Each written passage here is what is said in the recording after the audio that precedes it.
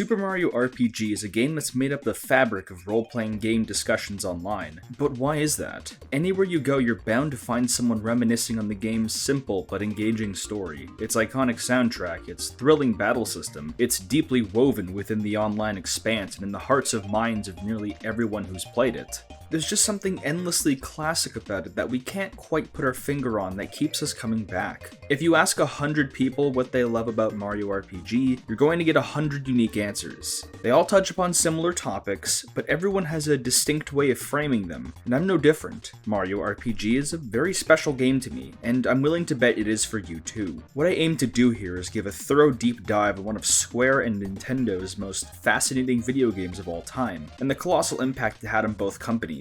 Believe me when I say that Mario RPG is one of Square Enix's most influential games of all time, and what this game did would forever define countless other games after it, the effects of which are still felt today. The conception, development, gameplay, the overall impact of this game are endlessly fascinating topics, and that's what we'll be getting here today. If that sounds good to you, then perhaps consider both subscribing to the channel and giving my Patreon a look, full of updates and exclusive videos not found anywhere else. I constantly do huge retrospectives and deep dives on video games here, and most of my videos are pretty good. Huge thank you to the Jocko and Nvidia Fund patrons. You're the ones who help keep this channel alive and running.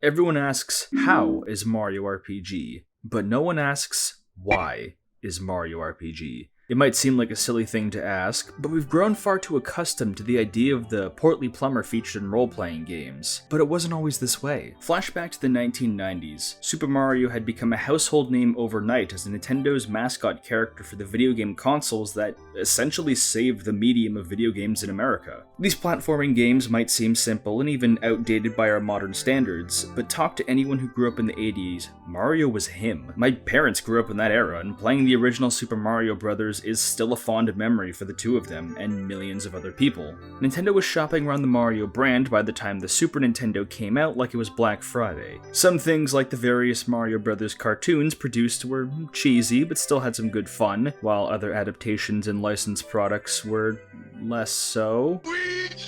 Mario's becoming a global icon, and his creator, Shigeru Miyamoto, sought to maximize his global reach via these adaptations. Having his name on toys and shows will maximize that reach. Just look at all the merchandise that came out decades before I was born. It was the twilight era of Mario spin-offs, where you could put the plumber into whatever genre you felt like and usually get good results, or at least competent sales. Mario Kart and Dr. Mario were just some of the series launched by this soft initiative, and they still get new titles to this day. They had just begun to experiment with sports games with the renowned classic Mario Tennis on the Virtual Boy. It was a work in progress. They didn't really have the whole sports title thing working till the N64. Mario as an icon was still in its early stages. There wasn't much of a continuity or consistent lore, as the people call it now. The baseline of what Mario was defined through 2D side-scrolling, and not entirely through the Mushroom Kingdom or its characters. The stories usually involve Toadstool and Bowser, but Nintendo wasn't afraid to also just do something completely different and take Mario to different lands, and occasionally feature different bad guys. We picture these characters with specific personalities and roles within their respective stories, and we have all the grass world, desert world, snow world, volcano world fatigue, but those specific lands and character personality traits, like Luigi being skittish, weren't really an established thing by this point. These games didn't have character dialogue or ways they could express themselves verbally. You occasionally had character-specific playstyles, like in Mario 2, but you had to do a lot of imagination to get a coherent personality out of them. It just wasn't the point of those games. Player control and having fun were the focus, rather than making the Mushroom Kingdom and other locations a living, breathing setting. Not that there weren't some efforts to put into making the landscapes look interesting and coherent, even as far back as the NES games, but this was a home console game. You'd have to play computer games to find digital settings you can really read about past a one-page manual blurb if you were lucky. The settings changed, but there was always a rough sense of consistency. The blocks, the coins, power-ups, the adventures you go on. Mario proved himself to be an incredibly versatile character who thrived in basically any environment he was placed in, regardless of genre. So it's no wonder why he became a global icon so quickly. During this age of rapid expansion for Mario & Co., there was one genre they had yet to really tackle, the role-playing genre. Before the original PlayStation or its sequel, or the PlayStation Portable, were dubbed the RPG machines, the Super Nintendo held that honor, mostly because of Squaresoft, before they were called Square Enix.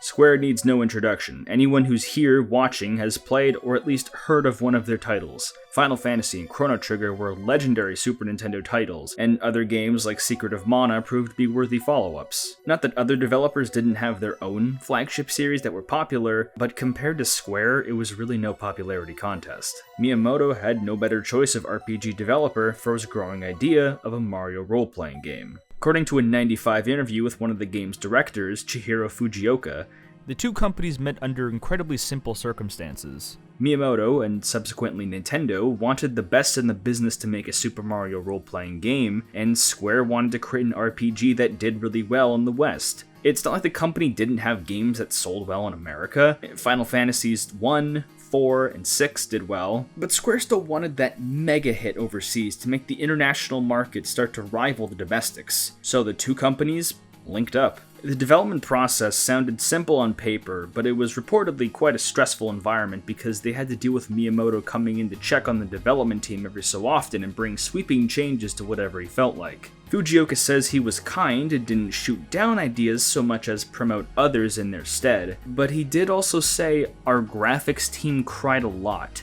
I am basing a lot of my assumptions off of more modern stories of Miyamoto and how his presence puts a lot of pressure on the development team, but English interviews for this Mario RPG title are quite scant, so there's only so much to go off of. Mario RPG doesn't sound like a complicated affair, but the team was far more ambitious. Most RPGs had you navigate menus and kind of watch the fireworks, so to speak. Not that there weren't games trying to deviate, but the most famous RPGs at the time were fairly comparable with their combat systems. You just scrolled through lists and menus and watched the magic happen. Pun not intended. It's a common criticism of turn-based games that people still get upset over to this day, and it wouldn't really translate well for the precision platforming required in a Super Mario title. How are they going to accurately represent the art style of Mario? The fast-paced scrolling screen platforming the series became so legendary for and sounds like a tall order for a game genre that inherently required patience and logical strategy. It seems like development started all the way back in the beginning of '94, but took all the way until '96 to finish. So all hands were on board to make this game something special. Something plainly obvious when you started analyzing the development staff. '96 is also astonishingly late for the Super Nintendo, because the Nintendo 64 was a few months from release, but I'll talk about that later on. Of course, Miyamoto was supervising and producing the whole game, but many names attached were responsible for some truly incredible previous work and went on to make something else that stood the rest of time. Fumiaki Fukaya, the game's primary programmer, was also the original programmer behind Square's Live Alive game in '94. Yasuyuki Hisabe, one of the game's battle system designers, went on to direct Legend of Dragoon on PS1. There are tons of artists who later worked on Pokemon or Xenoblade, and legendary Square alumni like Sakaguchi and Nomura were given some nebulous form of thanks in the credits. Nearly everywhere you look, you'll find incredibly accomplished people connected to this project.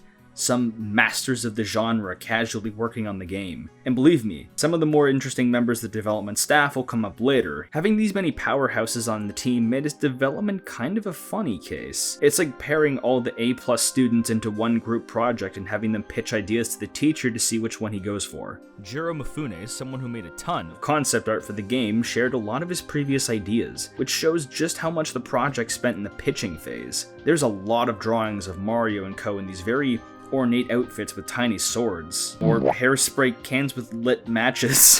What? Some of the concept art is intriguing, while some of it is downright hilarious. It really paints a detailed picture of how long they spent in this phase, but how tough it was to narrow down what a Mario RPG should look like or how it should function. But eventually, they settled and found their title, Super Mario RPG Legend of the Seven Stars. Generic? Perhaps, but it's function over fashion. It doesn't hide what it is, and that's the appeal. It's a Mario RPG, and it was confident enough to market that as its selling point, and as you might have assumed, it clearly worked. Rather than just explaining how they chose to depict a Mario-themed role-playing game, I just want to set up the framework for the general question of, how do you make a Mario RPG? Well, this is how you do it. I got the disease, and I need medication. Okay. This might seem like a typical opening, but it's anything but. Instead of being 2D or even strictly top-down, Mario RPG is a 3D isometric game, which means the game's characters and environments are constructed from 3D models, and we see most of the floor layout from an angle. This came about through the incredibly complicated process of trying to translate the controls and feels of Super Mario into the RPG. But why specifically did it turn out like this? Well, the isometric view allows the player to control Mario in 8 different directions, a far cry from the usual 4 most RPG characters could comprehend. It's not just dashing, it's also jumping. Mario can jump right in the air from the start, which allows the game world to carefully dip its toe into the platforming DNA the franchise is famous for. With this, you can introduce a form of block breaking to obtain coins or even items, to include gaps and platforming challenges within the level design, all not to neglect the series' DNA, and it's remarkably well translated here. I don't know what the hell Miyamoto did to these people, but they really busted their ass to bring the Mushroom Kingdom to life. But they had to take some liberties. How do you translate this into this? The introduction of Bowser's Castle, the shroom-adorned towns of the Mushroom Kingdom, the various environments like deserts and mountainsides and volcanoes and wrecked ships, were all represented by pixel art. There had to be some level of artistic liberty taken to bring these environments into the third dimension, and they did a simply magnificent job. Mario's jumping also eases you right into the combat system. If you've never played an RPG prior, you're going to think you just need to jump on enemies. But any contact engages the turn-based combat system where each action is controlled by one specific button on the Super Nintendo controller. A is your physical attack, Y your special attacks, X are your items, and B is for defending or fleeing. For now, all you have are a standard attack and one special attack, a jump, but you'll instantly notice that these attacks are all operated on timed hits. If you get it just right, Mario will deliver a second punch for his attack, or deal more damage with his jump. It's another instance of player control being prioritized above all else that perfectly preserves the spirit of Mario, while also being an engaging tutorial for the beginning of the game. We're given a few weak foes who deal basically no damage to you to practice on before we immediately confront Bowser. We should have at least figured out how to attack and potentially the timed hits, which also count for defending against attacks so you receive less damage. Even the simple tutorial battles feel engaging and epic through the ability to circumvent most damage against us, and totally control the difficulty by our muscle memory. And this is all done without a text tutorial. And what's this?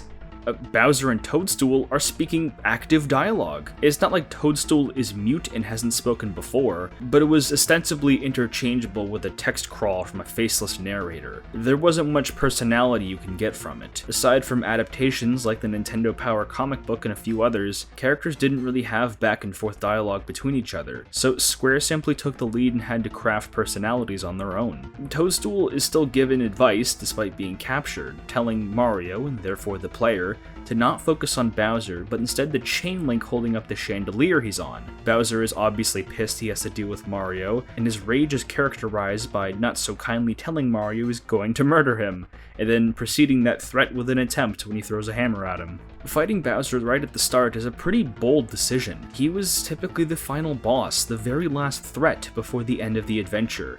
So him being right here rightfully sets off some suspicion, and we're rewarded for feeling so.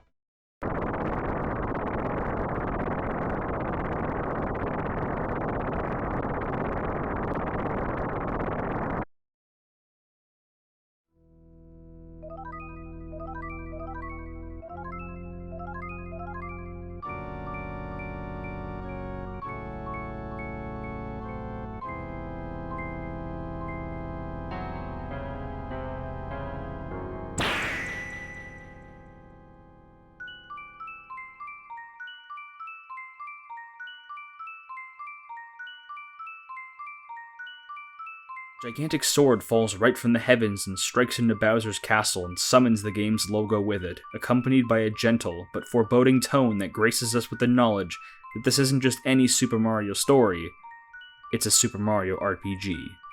No matter how you slice it, this is a phenomenal, damn near flawless introduction. Not only does it teach you basic navigation for the world and how combat is performed, it takes the traditional Mario script and completely upends it, leaving people who had played the game since the 80s frazzled. For what limited set of expectations everyone did have for a Mario game, they have been challenged in a positive way. You have a translated form of the jumping, platforming game still there with the familiar cast, but this new invader, this sword from the sky, ejects us from our comfort zone, as well as ejecting Mario straight from the castle and back to his house. On the start screen, Bowser's castle is as it should be, but when you get an opportunity to save the game, the sword is there.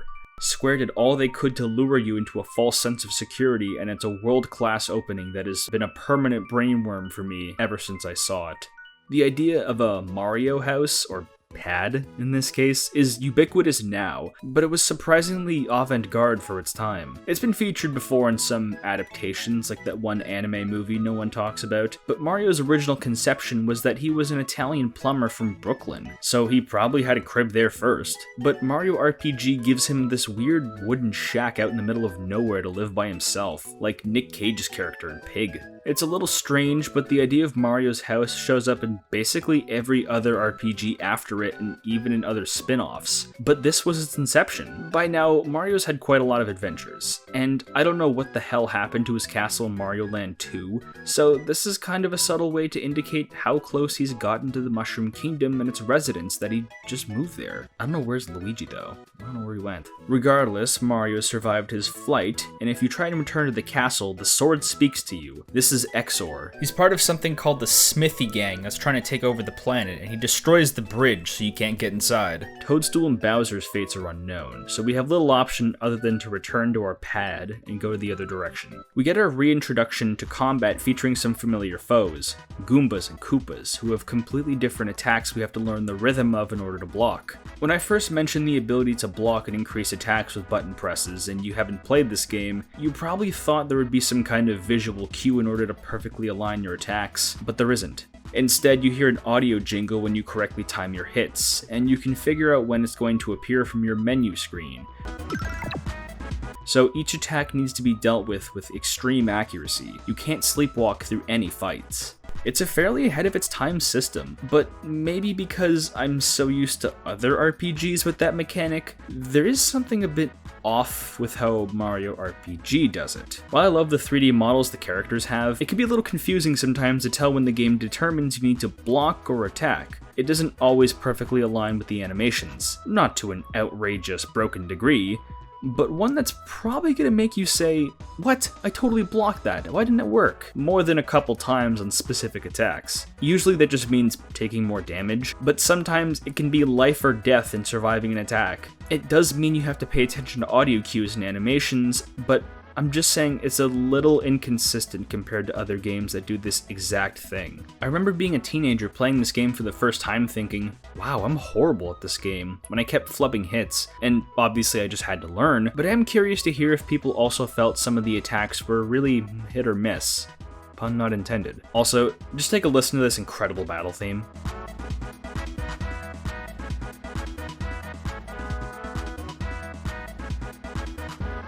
Do I even need to describe this game's music? It's Mario RPG's battle theme. We all know it's gas. But for now, you're just being taught how to tank hits from basic World -1 enemies and earn coins and XP, which do exactly what you think they do. Coins are currency, and EXP is experience that allows you to increase your base stats: attack, defense, HP, and magical versions of attack and defense. You get a choice to put some more points into a specific stat when you level up to help guide your character down a specific path, but put a pin in that for now. You can get a verbal tutorial from the Toad for most of these topics, but you have the ability to completely skip it and find out how the game works for yourself, which is very trusting of the game. Mario RPGs are famous for having either extremely funny or useful tutorials, or having the ability to skip them outright. I would argue the game does a good enough job introducing most things at a very comfortable pace, but this game still was intended for children, so having the option being there just in case was a smart choice. A certain other RPG franchise could really learn how to make good tutorials and give the option to skip them, but I digress.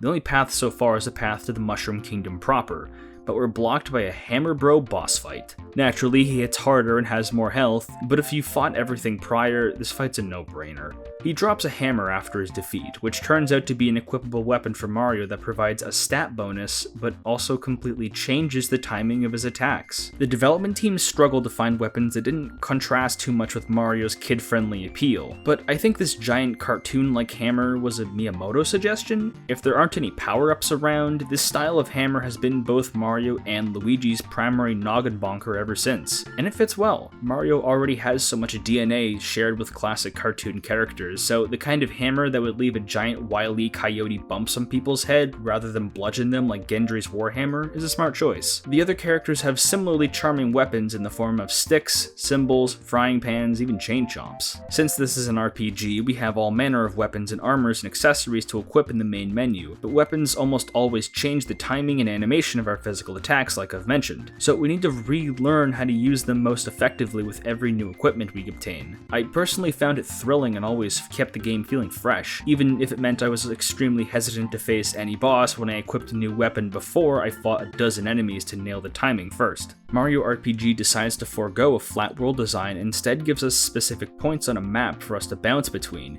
with major locations like towns and specific routes we have to travel through to reach new areas. It cuts a lot of the fat of traveling through areas with nothing significant in them, and it's an excellent deviation from what Square was typically used to. Believe me, I love Final Fantasy VI a lot, but navigating that map was kind of a huge pain in the ass at the start.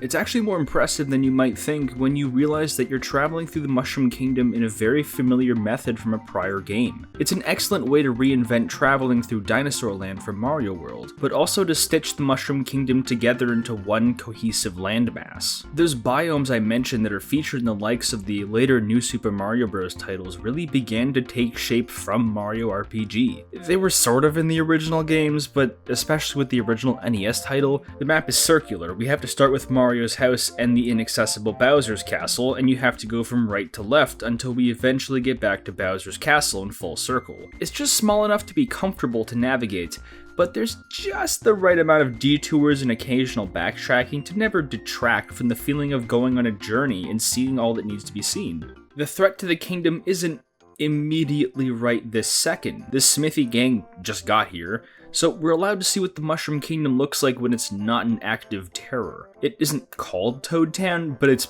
basically a proto-Toad Town. There's a young couple about to get married. We can talk to husbands and wives and fathers and mothers and their children. Some toads even mess with us in a funny, harmless way. There's an inn we can stay in, shops to buy better armor and weaponry, other shops to buy mushrooms to restore health, and syrup and honey to restore flower points, which is our shared magic pool for our characters to use special attacks, which make use of our magical attack stat. There are countless little towns scattered throughout we can visit, and they remind us what we're fighting for. These kinds of areas were always implicit because it would halt the fast-paced action of the standard games, so the RPG format is lending itself tremendously well to the world building of early Mario, which is an odd sentence to say, but it's very true. Entering Toadstool's castle was always a really big thing for me. I had already played Mario 64 at such a tender age, so that will always be the definitive castle to me, but this was the first time you could really enter and explore it. It was always something implied or seen in the distance, but I can't think of a better representation of really engaging with the setting in a new way than being able to explore her castle, meet her guards, forage in a room and find her... whatever that is.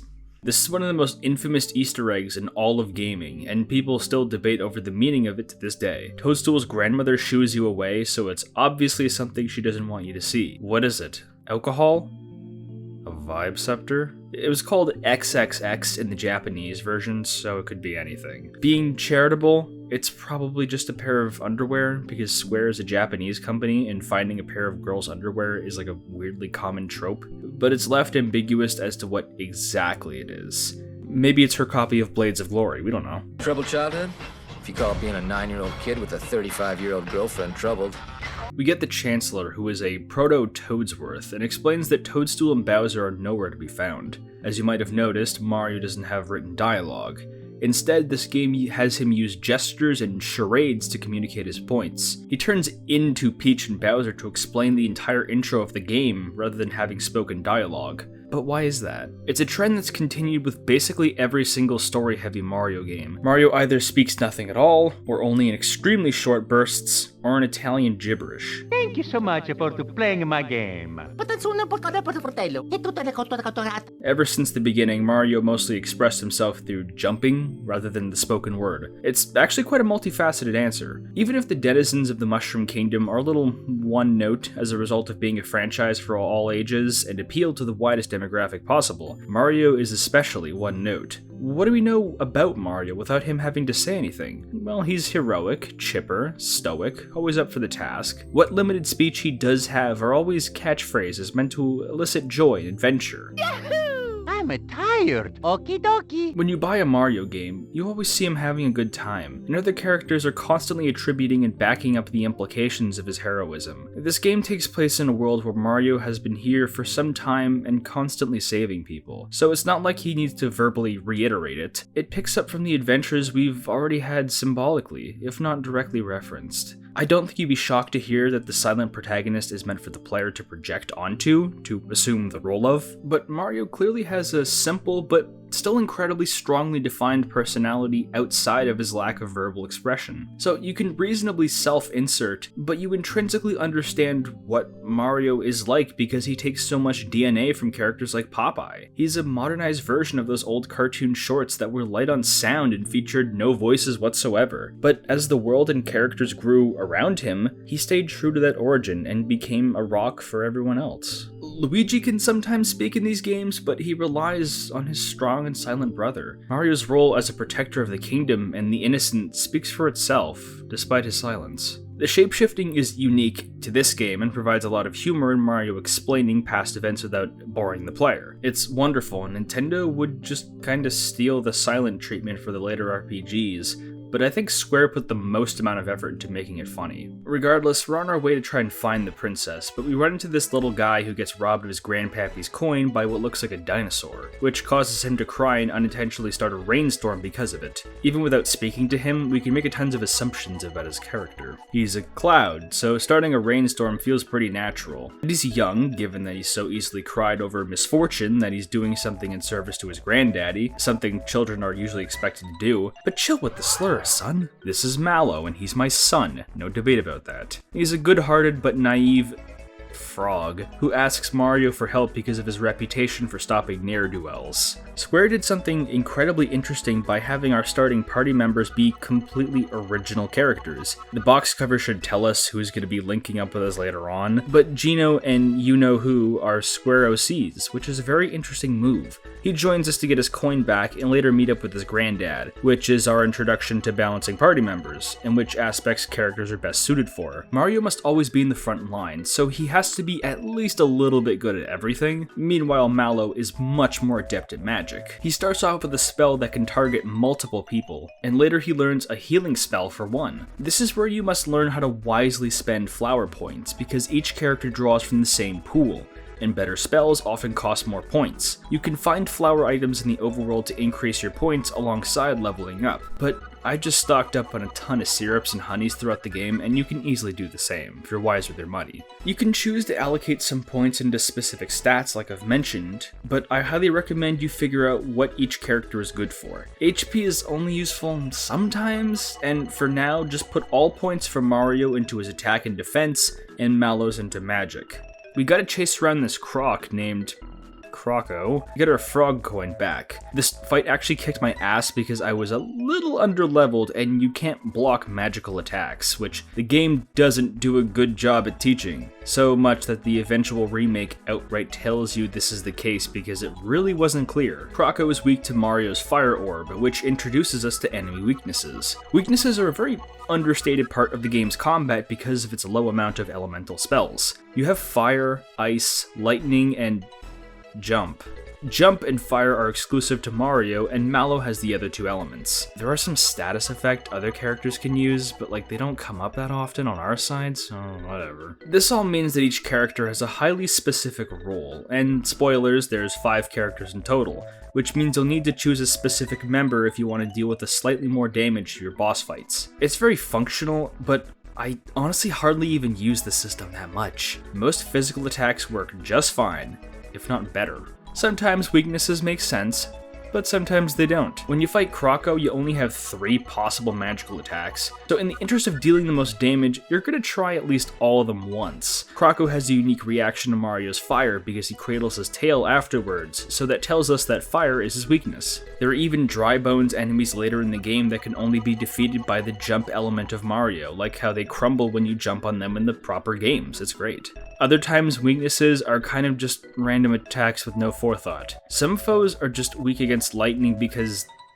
they are. It's really something that exists to give you a slight upper hand, but it's entirely optional. It's like the end of the spectrum from something like SMT, where tight matchups are crucial. Mario RPG has an enormously casual battle system, which I definitely appreciate. It's not easy so much as you can sleepwalk through it, but because even the magical attacks require precise timing, but not so tough that you'll be constantly restarting fights as long as you very casually fight a few foes in each new area. Returning to the town, we find the inhabitants are being overrun by shy guys on pogo sticks led by this psychopath named Mac, which is a really funny sounding name for a bad guy. He summons some minions every so often for his fight, but he's really just a pushover. I think you can actually skip this fight altogether with some clever timing, which I guess is kind of a flaw in the design of Mario's jump being so important to navigate the overworld. It doesn't come up too often, but there are some minor exploits you can do. Also, make sure to rob the castle's royal treasury you couldn't previously access. It's not like Toadstool is here to arrest us for it. This fight lets us obtain this baby blue star that goes right into our inventory, but we really don't know what purpose it serves. But Chinese Frog Grandfather might, so we need to take a detour to Karo's sewers in order to find him, which serves as our first introduction to proper dungeons. Using the classic green warp pipes, we have to find a way to drain the water from these sewers in order to get out, and it's kind of a pain in the ass. Hardly unreasonable, it's quite basic,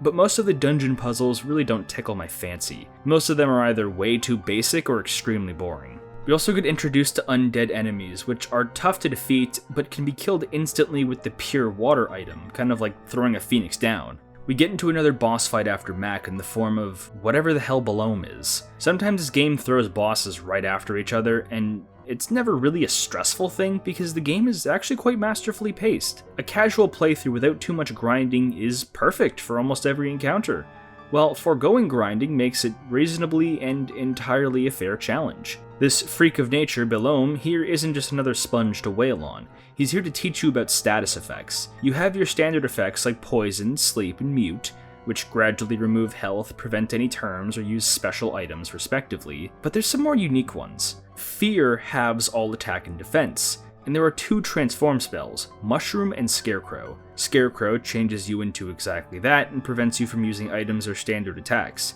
while Mushroom takes a huge chunk of your health and prevents you from using any turns. Unlike most games which have separate items for each status effect at the start, you only need 1 item to cure all status effects, which is incredibly generous. There's definitely some redundancy in these status effects, but how could you not like the mushroom effect, at least aesthetically? I think they all wear off at a certain point on their own, but there are some accessories one could equip to totally null some of these, like the ones you can find inside the Karo sewers. There's usually some optional fight or path, or sometimes a hidden block, that contains a very useful item for a boss fight coming right up, so you can choose how much you want to struggle.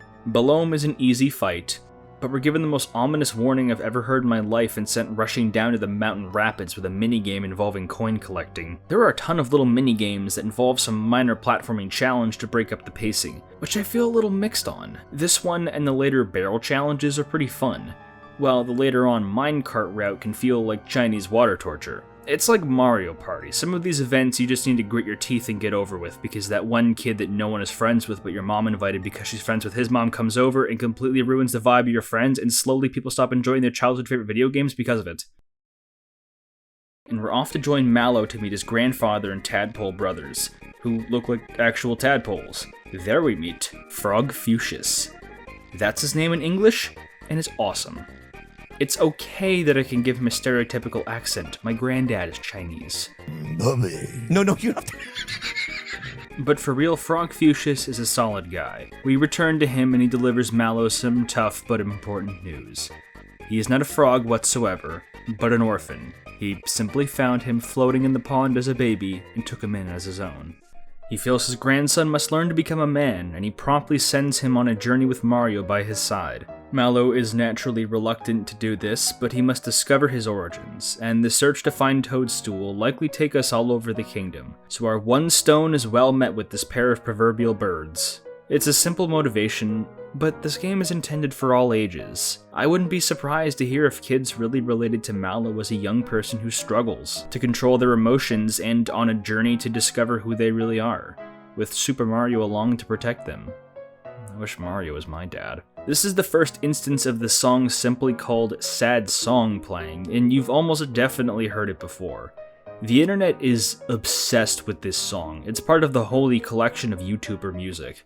And even though I go out of my way and try and distinguish myself by playing more obscured music tracks from games like Dreamweb and Zero Escape, you just can't escape the allure of this game's soundtrack. And there's a very good reason for that. This game's soundtrack was composed by none other than Yoko Shimomura, someone who really needs no introduction. But I'm giving them one anyways. Though she's mostly famous for Kingdom Hearts now, she has quite the soft spot for Super Mario because she was the primary composer for most of the later Mario and Luigi titles. A ton of the music featured for this game is actually remixes of older NES tracks, mostly from the third game. Take a listen.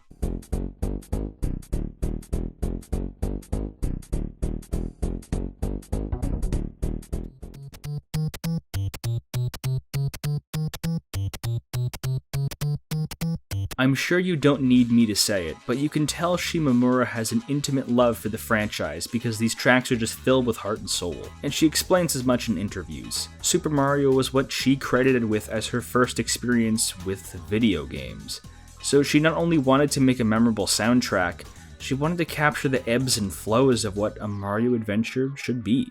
Beyond just exhilarating battle themes, she wanted to capture what it was like to scale a mountain, to retire to an inn, speaking to NPCs, to take the breadth of the Mushroom Kingdom into consideration, and this was achieved with excellent skill. While the soundtrack is criminally short and results in a ton of reuse, each song feels joyous and captures the happy-go-lucky nature of Mario despite the stakes of his journey, but never to a childish degree. It's capable of being foreboding, lonely, and even mystical. It's a really well-rounded soundtrack that stood the test of time, but it isn't one of my favorite OSTs, purely out of preference. Even for other Mario RPGs, I do think other titles hold stronger, and other Super Nintendo RPGs probably have better soundtracks, but Shimomura really put her soul into this project, and I can feel it more than any of these other examples. It just feels like receiving a hug, if that makes sense. Most of this game's soundtrack is already featured in this video, so I'll let it speak for itself. Anyways, we can return to this pond at various points in the game to get a hint on where to go next if you're lost, which is nicer than having some random NPC telling you. Mallow is going back home to get advice from his old man when he needs it. It's great. There's also this mini-game where you can arrange some tadpoles to help a composer to obtain some items that will allow you to enter some kind of juice bar. I honestly never followed through with that. No one really knows what that blue star is, but he tells us to not only hang on to it, but to keep looking for more, since they might just be the key for defeating Smithy somehow. It seems like a pretty standard collect 7 of these nonsense object plots that basically all the Paper Mario games went on to follow afterwards, but there's something unique about the titular 7 stars we need to find. Frog Fuchsias talks about stars' connections to wishes, like shooting stars granting wishes, or whatever being an asset. And I want you to really keep that in mind, because the concept of shooting stars and wishes and that brand of idealism becomes an extremely prevailing background element that I've seen not a lot of people talk about, but more on that later. Since we're now on our journey to collect these stars, we head east, where we find out that Bowser has not only resurfaced, but organized his army and is preparing to march back to his castle. Good luck with that one, bud. Surely he won't turn up again very soon. Now, this place might feel like a detour, but hang with me for a second. We get to our next location, Rose Town, which is plagued by arrows being shot from the forest that cause anyone struck by them to freeze in place where they stand. In any other game, this would probably be horrifying, but the affected toads can still speak. They just kind of moan and groan in pain. Regardless, the only people unaffected by the arrows are those who have hidden in their homes. Mainly the shopkeepers and the inn is where we run into a particularly rambunctious Toad child with a set of fashioned dolls after Mario, Toadstool, and Bowser. Who the hell sells a Bowser plush in the Mario universe? Isn't that like selling a Saddam Hussein action figure? We make the kid happy by showing off the fact that the real Mario has indeed decided to stay at the inn his mother runs, and he thanks us by making us roleplay with him. But he has a trick up his sleeve. His super special OC he created named Geno. Unlike most original characters inserted into an established setting, he completely breaks the power scaling and is far too strong for Mario to handle. The kid installed some kind of rig inside this wooden doll that propelled an object at Mario so goddamn hard it knocked him out. Do you think that mom beat her kid when she realized that she had to face the real possibility that her son just shot and killed Super Mario in their house? But while you were asleep, something odd happens.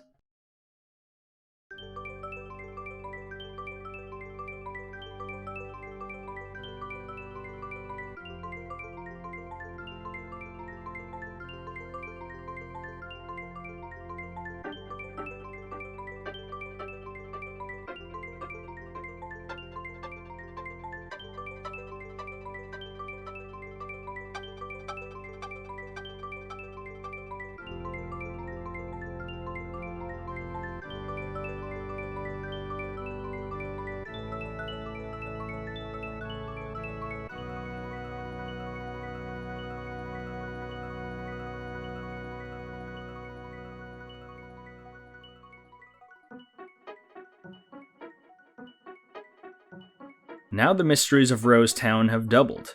We've got to stop the arrows and figure out what exactly has possessed Geno and caused him to wander off. We've got to go find him in the forest maze and hear the most iconic track from this game without question. The maze itself is kind of annoying, but not really hard when you talk to a guy who will lay out the path for you. And you start seeing Geno run off too when you're almost at the end. Yo, is that Donkey Kong? What happened, man? Did you get caught trying to send a rude tweet in England? No, these guys are meant to look like Donkey Kong, but are separate characters. Their Japanese name look incredibly Japanese and kind of don't translate, so the American team just said, whatever bro, and now they're called Gorillas. That's cool and all, but why the hell are they in chains? If you use Mallow's psychopath skill, you can read his mind and have him thinking about how similar he is to you-know-who. So he knows about Donkey Kong, but he just happens to look like him and he's imprisoned? Mario RPGs usually have a character or mechanic that allows you to do this with varying degrees, analyze an enemy or foe, but Mallow is a straight-up telepath when he wants to be, which is kinda creepy. It's all flavor text, but every single enemy and boss has something different on their mind. There was a ton of effort put into this. But why is the skill given such an ominous name? Well, the localization of Mario RPG was really weird.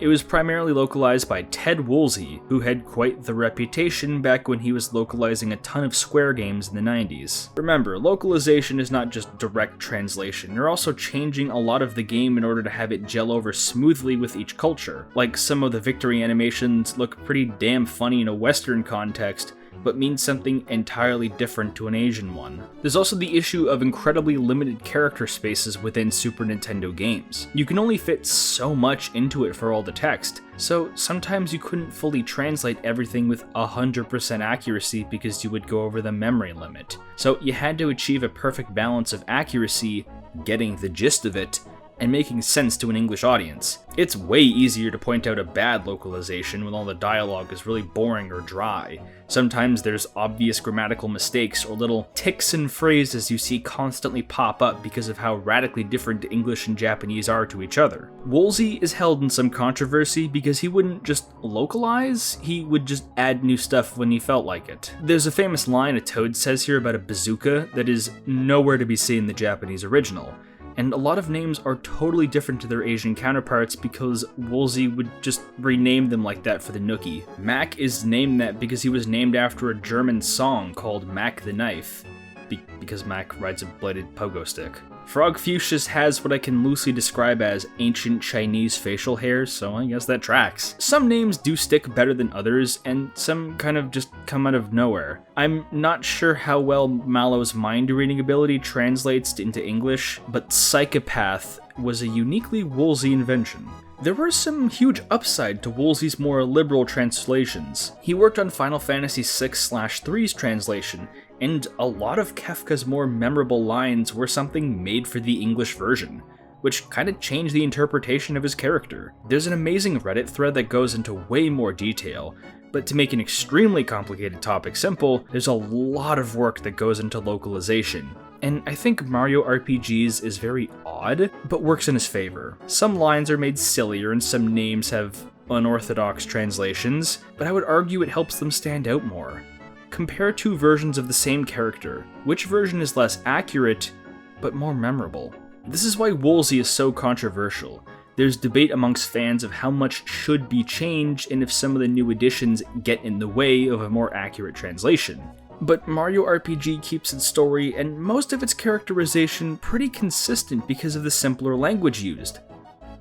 Something more complicated like Final Fantasy might run into some issues, but the fight against the Smithy Gang remains a mostly fruitful endeavor, even if the English version has especially quirky names for things. He did like name dropping and referencing celebrities. Well, I guess it doesn't make sense in the universe, but like Brooklyn exists in some continuity, so Earth celebs being brought up isn't entirely unreasonable. They still kept some fundamentals for the Western audience, like Bowser being called Bowser rather than King Koopa as he is in Japan, and Toadstool was usually America's way to refer to Peach, even though Peach was used in Japan and eventually the West when Mario 64 came out. It's way more complicated than how I summarized it, but you'll have to do that additional sleuthing on your own. Point is, localization is complicated. I am not calling him Spiridovich, it's Yardevich.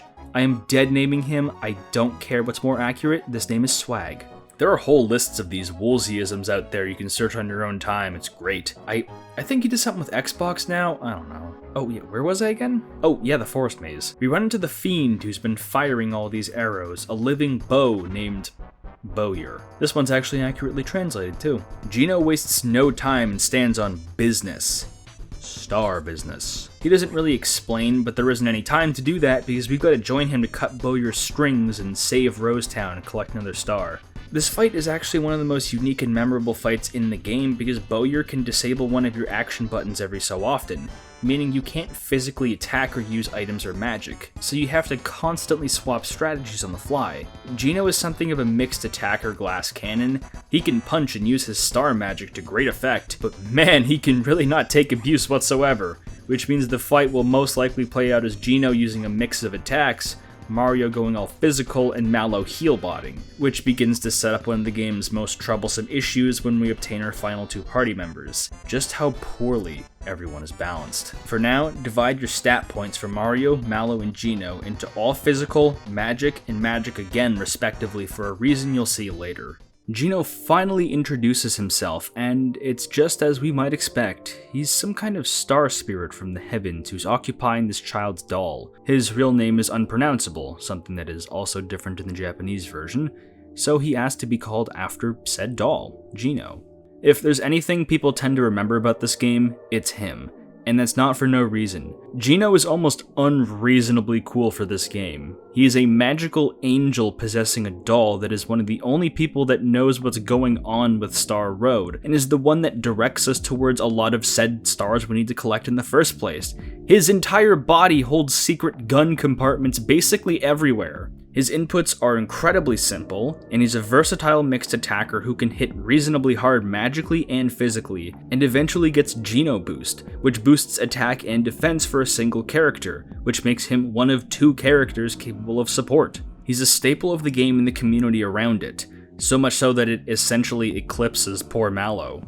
If you followed Super Smash Bros. As a franchise for basically any time, you'll know how darn insistent some folks were in putting Geno in the playable roster. It was inescapable. I don't think the game needed many more Mario characters than it already has, or like a third of the cast at this point in Ultimate. But I at least understand why people feel so strongly about him. He doesn't behave like an alien amongst men like Castiel, but not too comfortable like Gandalf. He's somewhere in the middle of understanding people, but still coming off as very stoic and a little awkward. Geno doesn't seem to serve a god so much as he serves something more abstract. He explains that what he serves is granting the wishes of people. When people pray or desire something in the Mario universe, It turns into a star, which turns into a shooting star to wish upon in a fascinating cycle. It's hard to really picture Mario or anyone else in the franchise praying, but it actually makes quite a bit of sense when you think about it. Stars are an incredibly common motif all over the franchise, both in design documents and in universe, even back to the original NES game. A Starman grants temporary invulnerability. People place stars on the front of inns like they're guardian spirits meant to ward away trouble as guests slumber. There's a real veneration of these celestial bodies here. In further games, some stars are personified and given characterizations. We can even see Mario pray.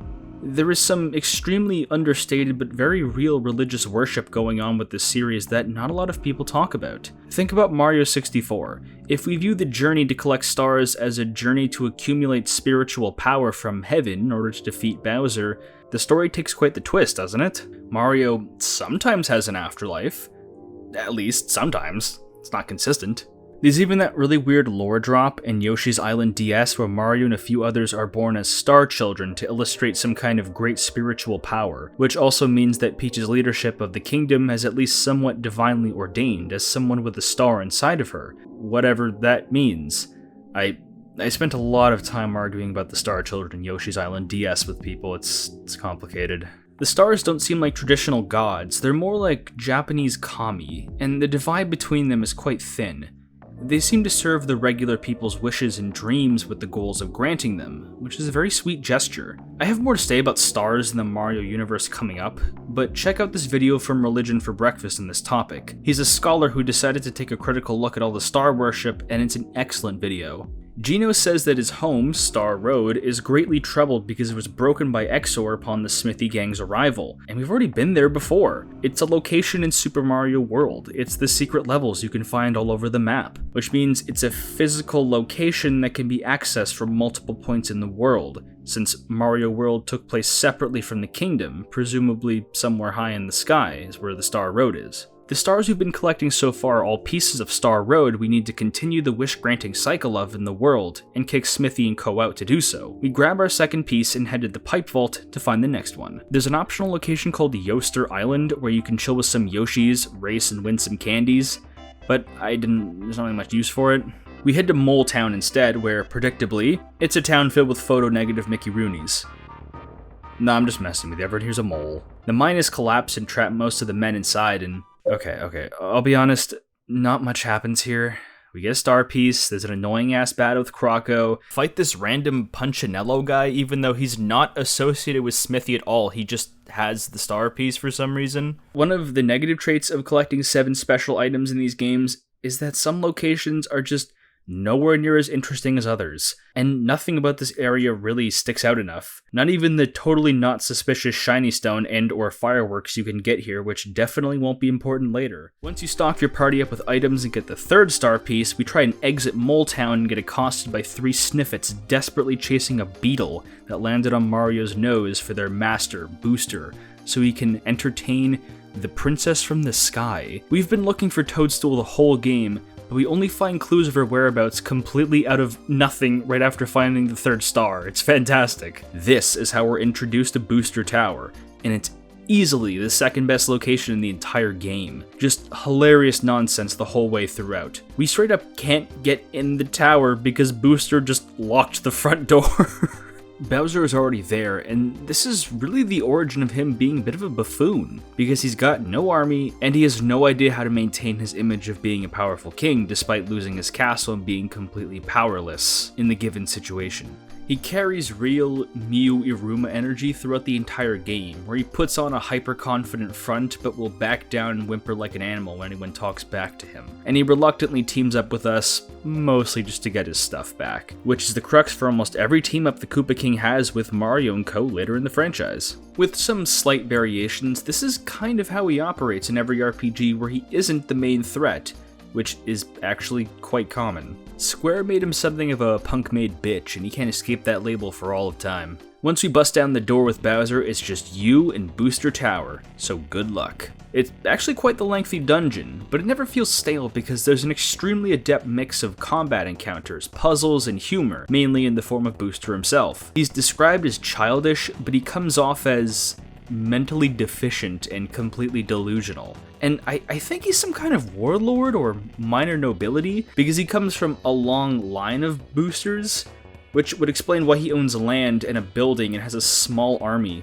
dedicated to serving his every whim. Those whims being collecting beetles, playing with toys, and marrying Princess Peach. He's kinda got it made, to be honest. You'll encounter all sorts of hijinks, like trying to hide from Booster from behind the curtains, a cameo where you can turn into 8-bit Mario, fight a scary knife-wielding clown. Bowser, man, Bowser really wasn't built for this game. It's like he was a last-minute addition or something. His stats aren't bad, he has a ton of health and hits like a truck, but wow, is his magic basically worthless. He mostly focuses on status effects, which just aren't as useful in his case, but he's amazing at single target damage with regular attacks.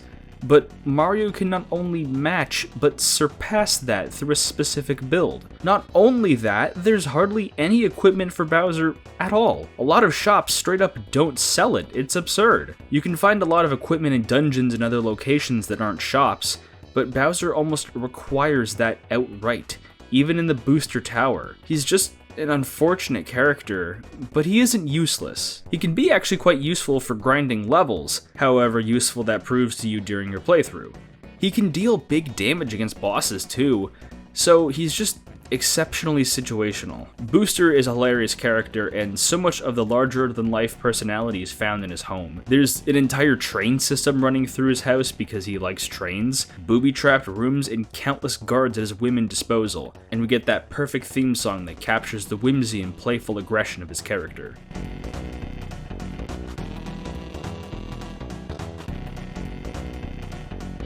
Booster eventually runs off with Toadstool on his back with intent to marry her, but we can't quite catch up because his elite guards stop us in our tracks. They're really no sweat, I was barely paying attention, I still won. After another minigame, we make it to Marrymore, which I assume has its entire economy operated on local weddings, making it the perfect place for arranged marriages. Not much to do in Marrymore other than break into the chapel and stop the wedding. Fun fact, the couple that got kicked out are actually the couple from Toad Town from the game's beginning. We ran through the kitchen from the back door, step on the cake, help break down the door with a sniffet, and then we try and interrupt the marriage by recollecting all of Toadstool's missing belongings. What you need to do is either talk to all 3 Sniffets to retrieve her items, then the crown that ended up on Booster's head, and then go up to the pew. The scene after it is perhaps the game's most iconic. We free Toadstool from the wedding, but Booster still wants a kiss, and Bowser went full incel. So what plays out entirely depends on your reaction time. But I think the item collecting game also plays into it somehow. I'm not really sure how it works. Peach goes in for the kiss, but she closes her eyes and can easily miss her shot, and Bowser's attempts to get a smooch from her do not go as planned, and sometimes even Booster gets in on it. I locked in and got a peck from Toadstool, but it's quite common for many first-timers to get a smooch from Bowser. It doesn't really change anything, just Toadstool's purely cosmetic reaction. This is definitely the moment Bowser started taking up listening to Pinkerton. Not in like a charming, dorky way, but like a sad, creepy way.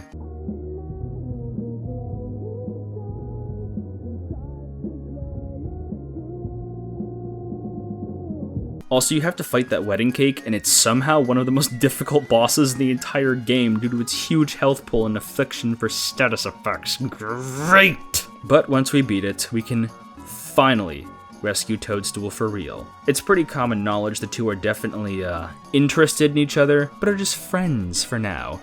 But I'm saying, Nintendo has to end this nonsense and just let these two get together already. They're made for each other. We don't even get a star here, we just rescued Toadstool. The entire Booster Tower segment is basically a side quest, but it's probably the best stretch of the game. That's something I admire about Mario RPG. It doesn't always stick too rigidly to the Gather 7 nonsense item structure. It allows itself breathing room by throwing some curveballs and having the next star segment be dramatically shorter after a detour as a result. Maybe I'm not explaining it well, but you know what I'm talking about if you've played the game. The structure hardly ever gets in the way of the fun, even if it means that a lot of the boss fights feel incredibly arbitrary because there's another one right around the corner. We take a shortcut to the Mushroom Kingdom to drop Toadstool off, but she's become personally invested with gathering the stars since she got flung out of Bowser's place, which is a really fun and fresh way to have such a normally passive character join our party on the front lines. It's not like Peach hasn't had her own adventures before this game, and it's pretty common for her to be playable on her own right now, but that wasn't entirely the case beforehand. She's always got some subplot where she's either plotting against whatever foe has kidnapped her, or she's fighting with you. Mario RPG was one of the first titles to give her both agency and the ability to defend herself and help her friends, but they also don't neglect her more traditional features, which is a strong way to characterize her. So strong that it's basically stuck since. Toadstool, as you might assume, is our primary support character. Almost all of her magic revolves around healing, either single or multiple targets, or reviving them from being KO'd. She's got 2 status spells and 1 damaging spell you can get later on, but really, she's going to be your definitive heal bot. Much more effective than Mallow's supporting ability. The real dream team of the game is turning Mario into a physically attacking monster, Geno into a magic and/or physical attacker after a round of Geno boosts for everybody, and heal botting with Peach. And you almost don't even need to use Bowser or Mallow from that point on. I won't say the 2 are useless, far from it. Just nowhere near as consistently rewarding and brain dead as the dream team is. You really don't even need weaknesses. At a certain point, Mario can deal so much damage that it's actually ridiculous. Toadstool's magic costs almost nothing in terms of flower points, and her healing spells cure all status ailments. There is no reason not to be using her for every boss fight. She really should be a permanent team member because she basically replaces the need for mushrooms, which saves a ton of money and allows you to buy more syrups to keep boosting flower points forever and ever. Also, I have no other point in the script to say this, but the symbols each character used for their magical abilities, a little bit odd. Geno's being a star is obvious, but the other 4s, I don't get it. Mario has a spade, Mallow a club, Peach a heart, and Bowser a diamond? I have no idea why they chose playing card suits for their magical symbols, but I think it's interesting. You have no idea how autistic I am about this. What is the deeper meaning?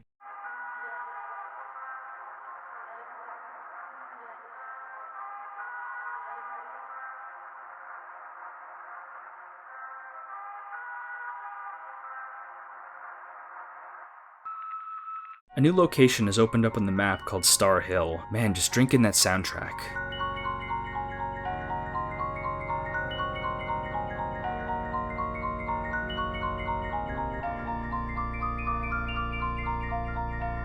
It's gentle, warm, and evokes so much awe with such simple chord progressions. Really phenomenal showing from Shimomura. Star Hill is incredibly low stakes. The enemies aren't tough, there's no boss fight here. You're given all the time in the world to put together your ideal 3-man team from here. Grind if you need to, and solve the incredibly basic puzzle to progress further through the star-shaped doors. This entire area fascinates me because if you remember my deep dive on how stars and religion are entwined in the Mario universe, you've basically entered into its equivalent of the Garden of Eden. People's wishes are manifest as stars on the ground, and you can actually read a couple of them for yourself. Many of these wishes come from in-game NPCs like Croco and even the unseen Luigi. We even get an optional scene with Mallow where he finds out that not only are his parents alive, but they miss him tenderly. But he does not cry, because the journey so far has taught him to be strong and in control of his emotions as he develops into a young man. Really basic, but touching stuff. It's such a tender, loving area, easily my favorite part of the entire game. It reminds me so much of the Far Plane from Final Fantasy X, and if you remind me of that game, you're doing something right. Full-grown adults still believe in wishing upon a shooting star.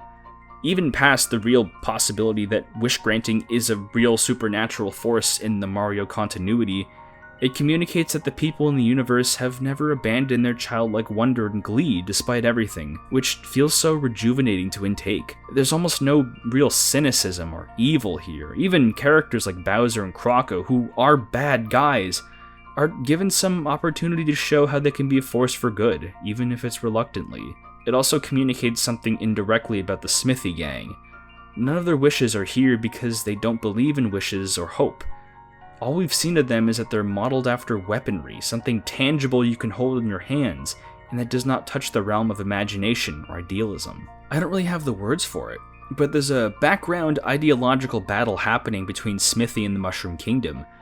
We don't know anything about Smithy at this point, other than all of his servants and followers are thieves and plunderers and gangsters who destroy people's wishes in the form of shattering Star Road. It's not entirely that they deny that wishes don't exist as a concept, it's that they want to destroy them for other people. It's not a coincidence that the most invested character here is Geno, a living star that possessed a child's toy.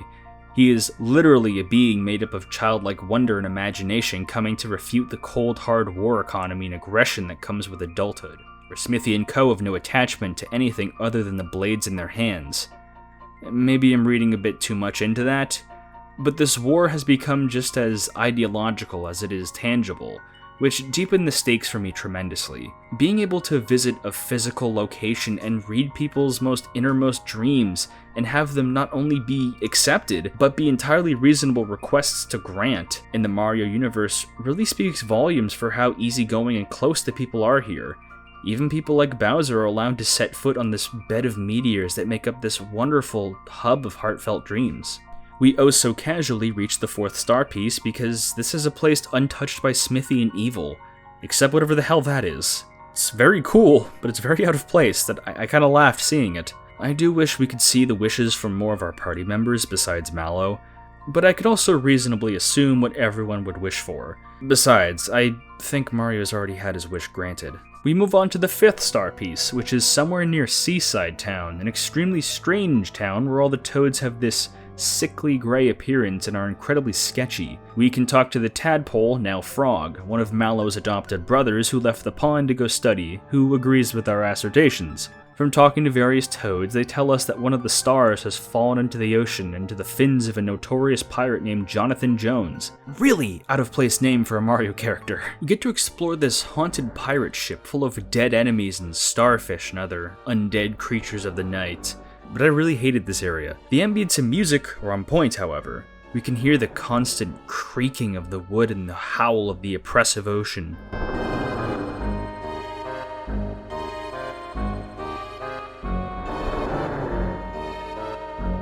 But it's just such a long area that goes on forever and ever with no end in sight.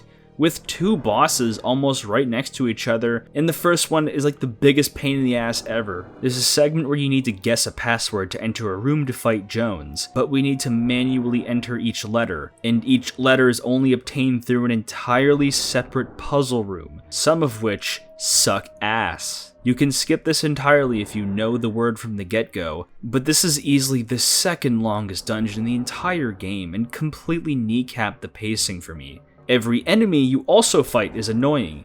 They're either immune to many forms of damage or love spamming status effects on you, especially the King Calamari fight, which took for goddang ever because of that stupid effect that halves your attack. The enemies are all just so close too. It's nearly impossible to avoid them all because of how claustrophobic this place is.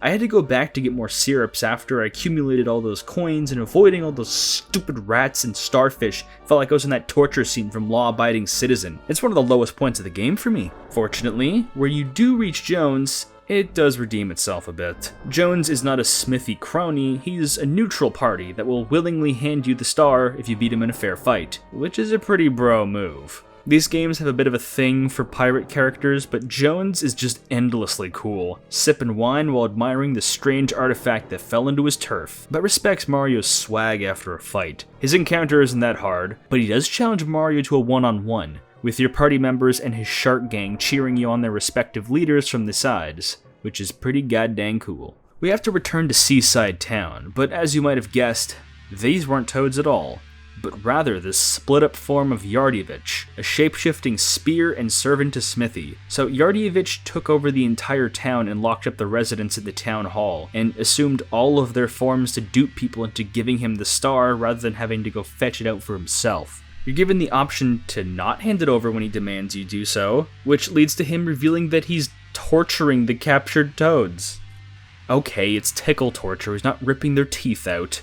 But being submissive and whimpering so loudly like that would make most people wish they were dead instead. You have to hand him over the star, and he tries to run off, but Jones and his crew come out to press him and back up Mario, so Yardyevich has to aura farm and reveal his true form, while he dukes it out with you in the best battle art background the game has. God, he's so cool. Yardyevich is my favorite original character in the game. He's got that kind of General Grievous lankiness, but also a deeply conniving nature that makes him operate subtly, without giving so much effort into what he wants. But he's also capable of throwing hands when he needs to, so he's smart and strong. I don't know what to say, this guy's just got an aura that makes me wish he would come back somehow. His battle is a bit tricky because he can split himself into two, which makes you have to guess which version of him is actually him. He has a ton of health and resists all magic that isn't Mallow's doo-doo ass lightning spells to an absurd degree, so you really just needed to wail on him physically. I was not an ideal level when doing this fight, but he really doesn't deal that much damage. I actually fought him for so long that he ran out of flower points and he kind of just stood there and waited to die.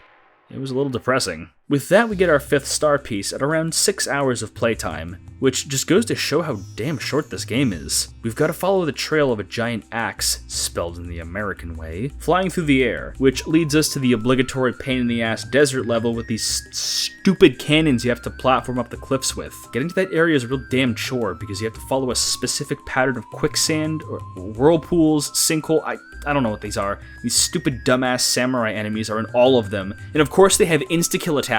I'm not sure if I mentioned insta-kills, but if you don't block against some of those properly, you just die instantly, so hope you learn how to block. We have to travel across Land's End, which is exactly what it sounds like. The end of the physical Mushroom Kingdom to a place called Monstro Town. Like where we are on the world map, we're really at the end of the continent or island or whatever. There's a volcano here. That's about it. It's not entirely clear how the game is divided segment-wise because not every major area leads to a star, so a lot of the strategy guides debate what exactly is considered World 7 or Area 7. It's not really a complaint, but more of a funny observation considering how woefully rigid Mario as a franchise is, aside from this game, is. This one plays it fast and loose, to the game's strengths, but inside the underground cavern part of Land's End, we can pull off a bit of a sneaky trick. If you have 400 coins and some patience, we can get game-bustingly strong like nothing. There are these stars you can obtain sometimes that will insta-kill enemies and assume their EXP to level up without a fight you can occasionally find in the world map. There's a save point here you can use right away, and a star right in this chest. Use it on all the foes up until this room. There's a merchant behind these boxes who will sell you another star for 400 coins. Use that star on all foes except for one. Get into an encounter with that foe and intentionally lose the fight. What will happen is that you will respawn at the save point, the stars have respawned, but you keep all of your coins and levels from before. Welcome to one of the funniest and easiest level exploits in all of gaming. I have no idea why Square made starting over from save points so generous, but we can totally abuse that as much as we want. As long as you remember to leave one foe alone and dequip all of your armor and only defend against attacks, you can grind for as long as you want and earn a ridiculous amount of EXP. I did it for around a straight hour and everyone went up like 9 levels, which was just a hair before the ideal point you want to be at the end game. Does this outright spoil the fun of the game and ruin the challenge? Well, this isn't a very challenging game in the first place. Your EXP does thin out, and going to max level with this method will take a really long time. But you can stop after you've hit around 5 levels and not totally shatter the game in two if you feel like it. I think you gain dramatically less EXP after hitting level 20, so it's complete overkill to go above that. I was balancing a lot of stuff in my personal life during the recording of this game, so eliminating the grind like this is my top priority. I will admit that one of my toxic traits is that I am an RPG bully. I will exploit methods like this all the time because RPGs are number games and I will harass you with these numbers. My other toxic trait is that I like the bends over OK Computer. Belome Temple? What on earth even is Belome, and why does he have a temple like this? Or what under earth, I should say, considering this temple is underneath desert sand. I'm picturing this place as kind of an ancient religious site buried because it was abandoned thousands of years ago. How old does that make Belome? I'm kind of scared of him. These shamans are all around his temple, just studying and taking in the inky blackness of the background. Who built this place? Was it shamans from thousands of years ago? The shamans are really creepy NPCs that appear all over the Mario universe. They first appeared in Mario RPG, but you probably know them best in Paper Mario as those guys who upgrade your party members, or Merlin in Flipside. They have a set of consistent names but change roles depending on which game they're in, but they've always got their ear to the ground in supernatural matters. I think Nintendo made the Paper Mario shamans legally distinct enough from the ones here not to fall under Square's copyright like the rest of the cast. They've got a lot going on with ancient prophecies and world-ending cataclysms, and I might make a whole video dedicated to these creeps at some point, but know that when the shamans are involved with something, it's not a good sign.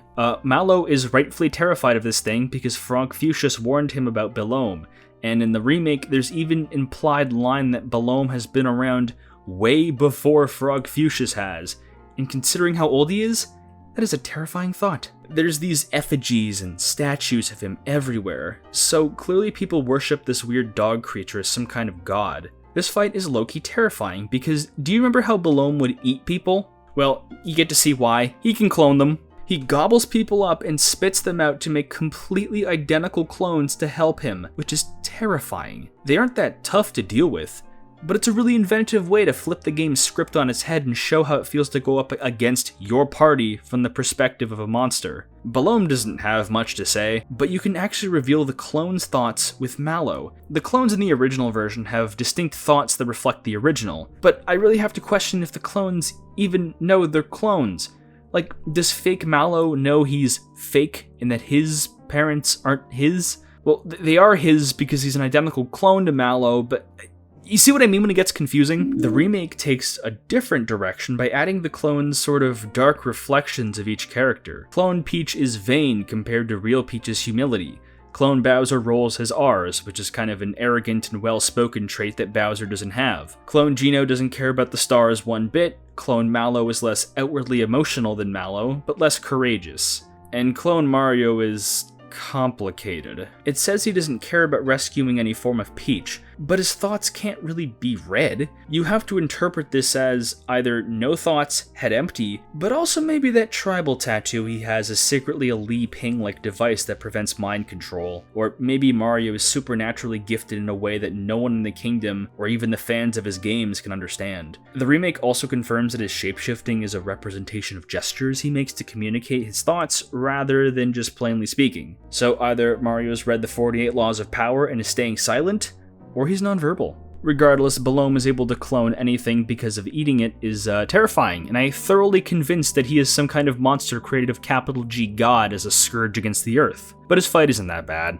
Once we win, we can access an elevator that leads us to 2 different rooms depending on the message you get from this statue. One leads you to a locked treasure room, and the other to our intended location, Monstro Town, a cliffside village full of reformed monsters, like anything that would be in Bowser's army retire here and chill. There are even some scenes of Bowser meeting his ex-troopers and quietly deciding to let them live their lives in peace upon seeing their happy families, which is some great character development for someone who was called pure evil by Nintendo themselves. This is such a small area, but it's jam-packed with stuff to do. Talking to the landlady leader of this town, Monster Mama, we can access the next location of the star, but the side quests here are absurd. If you talk to this Wampa bunch, you can get this key to fall down and use it on a treasure room in Belome Temple.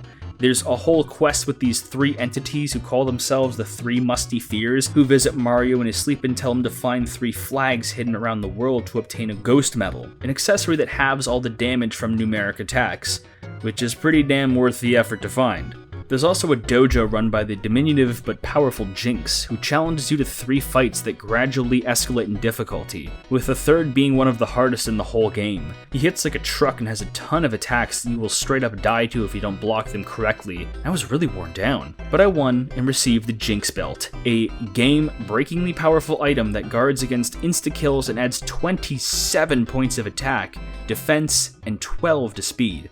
This item alone makes Mario more of a physical powerhouse than Bowser. Mario, for once, is what I like to call lore-accurate strength here. Also, this boss drops a seed item, so I wonder what that'll do. There's also this locked door. No idea what's there, so it's probably nothing. We scale the cliff and have to go through a short route and a giant piranha plant hydra creature boss that was easily the most annoying boss I think I've ever faced in my life because it has an all-target status move effect. And call me Nagito Komaeda because I felt like the unluckiest boy in the world. I had all 3 party members turn into mushrooms multiple times, which meant I could do literally nothing for all those turns. Don't be me and find things to null the mushroom status, because at least scarecrows can still cast magic. Once we nip that in the bud, we can attempt the most painful part of this game, scaling the beanstalks. The camera angle really doesn't do us any favors here. It feels hard to properly connect with each object. It's easily the worst bit of platforming in this entire game, and I know well enough that I'm not the only one who thinks that. There are so many discussions on GameFAQs and Reddit about how booty this part is. Look at this absurdly in-depth chart someone made for it. There's a hidden block to make one of the jumps easier, but it's still an incredibly clunky encounter that most people do not remember fondly whatsoever. Thankfully, those beanstalks take us to Nimbus Land, home of the Nimbus Cloud people in this incredibly jovial theme.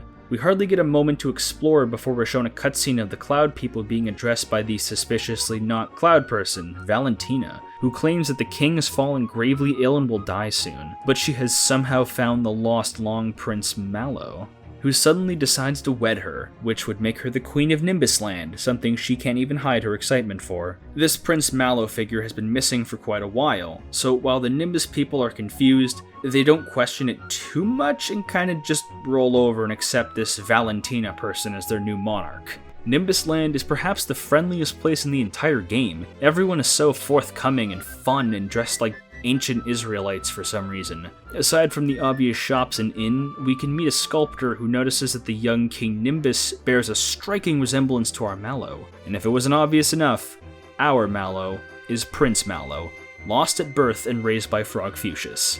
It comes as quite the shock to Mallow, but instead of freaking out immediately over having missed out on his life for so long, he's overcome with passion and demands to have a plan to rescue his family immediately. And our plan is to coat ourselves with gold spray paint and pretend to be statues in order to prop up the Nimbus Castle. Perhaps not the most effective strategy, but wouldn't you know it, it actually works. We only get to see this scene from Mario's point of view, but I wish there were more examples of the entire party having to perform these shenanigans with varying degrees of competence. Like, imagine Bowser having to get spray painted and go along with this absurd jumping minigame in order to not blow his cover. The plan works, and now we can sneak through the Royal Castle, which is way bigger on the inside than Toadstool's castle. What exactly the Nimbus people do to keep their economy afloat is beyond me, but they're clearly doing better than the Mushroom Kingdom. The music is so damn funny in this area because they've recorded this haughty laugh to imprint Valentina's arrogance and oppression, like her taunting laughter constantly crowds the halls of this castle, which is a superb touch. The castle's pretty jam-packed with enemies, and they're a bit tough to avoid, but it's nothing you shouldn't be able to handle. The game's weird habit of putting two bosses almost right next to each other is on full display here. You need to fight Birdo, why they're here is beyond me, and then you need to confront Valentina publicly outside the castle. Her fight is pathetically easy because the only real gimmick she has is that her dodo assistant will drag one of your party members away to fight one-on-one. There's really no big game or strategy here, just keep hitting both of them, and I guess someone at Square decided to make this fight more interesting in another way. I just wasn't expecting it from a Mario game. It really is like a ridiculous animation. It's like the breasts absorb the entire impact of each blow, which just sounds painful. It looks like it too. Regardless of how much of a baddie she is, her fight is pathetically easy and we kick her ass out of the kingdom quite easily, and it turns out the Nimbus royal family is very much alive and stable, so they casually come back and reunite with their son. It's a brief but incredibly touching moment for everyone involved. Mallow met his family and learned his heritage, but he's become so much more poised and stoic, never losing his joy and charm. They've only seen each other for the first time, but it feels like they've known each other for their whole lives. With this, Mallow's character arc comes to an official close. His search for identity is completed and he's found both his family and his found family, but the story's not over yet. Mallow is too far into this journey, and we've got another star to find. Mallow's family tells us to visit the nearby volcano to snatch it from the clutches of a monster called the Tsar Dragon, but our business isn't quite done in Nimbus Land. There's an invisible path here that leads to a fertilizer item to go with our seed, and we can catch Croco looting a house and snag ourselves a signal ring with an item that beeps when hidden items are near. Well, no wonder Croco is such a good thief. If we make our way to Booster Tower, we can actually find that Valentina has not only landed there, but has taken a weird, genuine liking to Booster, which is weird. He does not know how to handle all that because he's mentally handicapped, but she's down horrendous. Wait, does this count as grooming? The last side quest is taking that seed and fertilizer to this crazy old man in Rosetown, a gardener who's been looking for a specific set of items for his whole life. When you plant the seed, it forms a giant beanstalk you can scale to obtain the most busted armor and weapon in the entire game. The Lazy Shell, and you get 2 of them. Oh, that Lazy Shell, man, it is absurd. It can be equipped either as a piece of armor for any party member, or as a weapon for Mario. The armor variant not only gives you total immunity to all status effects and auto guards against all elemental magic, it gives you 127 extra points in all forms of defense, but takes all forms of attack and speed by 50. Which means whomever you equip it with will become a sitting duck that is also completely indestructible, like Magent. You know the move. Toadstool puts this on, she's taken single-digit damage from basically every enemy in the game. Totally breaks it in 2 defensively, but we haven't even seen the craziest thing yet. The other Lazy Shell is a Mario-only weapon, and it's intended to deal damage with an unspecified range on top of the 90+ stat bonus for attack. I'm not sure if it's technically Mario's ultimate weapon. There's that ultimate hammer obtained at the tail end of the game, but even the low balls for the Lazy Shell damage spectrum greatly outpace the hammers. With the Jinx belt and a high attack stat, Mario is nothing short of a physical monster, dealing twice, if not 3 times more damage than Bowser ever could, which effectively renders Bowser useless from this point on. At least Mallow has specific magic, the King of Koopas gets nothing. To say these items are game-breaking is an understatement. They are totally overpowered, and I love it. You do kinda have to put the pieces together yourself and where to find them, but damn, I don't care. Ultimate weapons are often kind of annoying to get in other RPGs, so the Lazy Shell being an out-of-the-way option that is not required is fine. I like that Mario RPG lets you totally break it over your knee if you so desire. It really helps sell this game's appeal as RPG comfort food, but not so much that it totally bends over backwards and makes the game a complete joke. It's only as tough as you make it, and I think that's part of its longevity. It's a game you can always return to on a stormy weekend. It's simple and clean. I had to use that pun, sorry. Whatever, we've got a volcano to plunder. We don't enter the volcano so much as fall off a cliff and into it, but we're okay. It's a standard platforming affair here, but all the enemies look really goddamn cool. They have all these stone or slab motifs that really sell the fact we're in the endgame, and nowhere more apparent is that in the Zara Dragon. Not exactly an intimidating creature, right? He looks silly, kind of like a fire-type Dragonite. But when he's defeated and falls into the lava, he becomes Zombone, a zombie skeletal dragon reanimated by hatred, and you've got to fight him all over again. I have no idea why they decided to give this guy a second form, but wow, is this such a simple but knockout design. The cloak, the hollow eyes, the sprite work, it's just so gnarly. This is definitely a dragon that listens to Pantera if I've ever seen one. No more sissy Dragonite dragons. He's not that hard of a fight, though. We do obtain the star and... or not? The star is snatched by these capricious few who call themselves the Axum Rangers, a not-so-subtle parody of the Power Rangers foreshadowed not too long ago. Normally I would complain about a boss fight right after another, but scaling that massive warship of theirs, the Blade, is way too damn cool to get upset over. Plus your health gets fully restored after the Zombone fights, like whatever. I'm a sucker for color-coded groups with distinct personalities, and the Axum Rangers have that in spades. Just small tweaks in the same basic design go a long way to communicate their personalities past their limited dialogue. The Axum Rangers are fought 5 at a time, and they strongly mirror your entire party, and should ideally be taken out in order kind of like this. Axum Pink is the support magic user parallel to Toadstool, so take her out first. Green is our offensive magic user like Mallow, then take out Yellow to get rid of the Bowser-esque bulk. After that, Geno parallel Black and Mario counterpart Red are up on the table and ready to be knocked down. The parallels are mostly mechanical and feel skin-deep personality-wise, but trying to introduce 5 perfect character parallels at the tail end of the game and take them seriously is kind of a tall order. Oh, okay, I do struggle to take them seriously, but it's not the game's fault. It's because I watched Mario Bros. Z and they all showed up in those Mega Man Zero sprays and looked really funny. Okay, totally off topic, but I kind of hate Mario Bros. Z. I thought it was so lame that the only real Sonic characters in the crossover were Sonic and Shadow, and Metal Sonic can blow farts out of my ass. The action was cool, but even as a teenager, I thought that series was overrated. Besides that, not only do we have to defeat all 5 Axums, we've got to fight the ship itself. It hits much harder and holds a lot more health, but it ain't no thing. You get to watch the blade collapse and crash into the volcano, somehow not setting it off, and collect the 6th star we need. If seeing the volcano area isn't video game code enough for final area, then you're gonna need a wake-up check. This is where you want to gather all of your final equipment. Make sure you're at least level 15, because there's no going back from this point. Actually, that's a lie. You can leave whenever you want, but it's a pain in the ass to go through the whole castle and back, and then like all of the second one, just stock up. Don't waste your time like that. Please don't waste your time. Smithy's forces are crumbling, but we still need to deal with him in Exor. We're given a last round of encouragement from Mallow's family, and we use the royal bus system to finally reach Bowser's castle from the opposite side, as various folks from around the kingdom cheer us on to finally cut out the Smithy problem. The final area is divided into 2 sections. We have to go through Bowser's castle and then the Smithy dimension.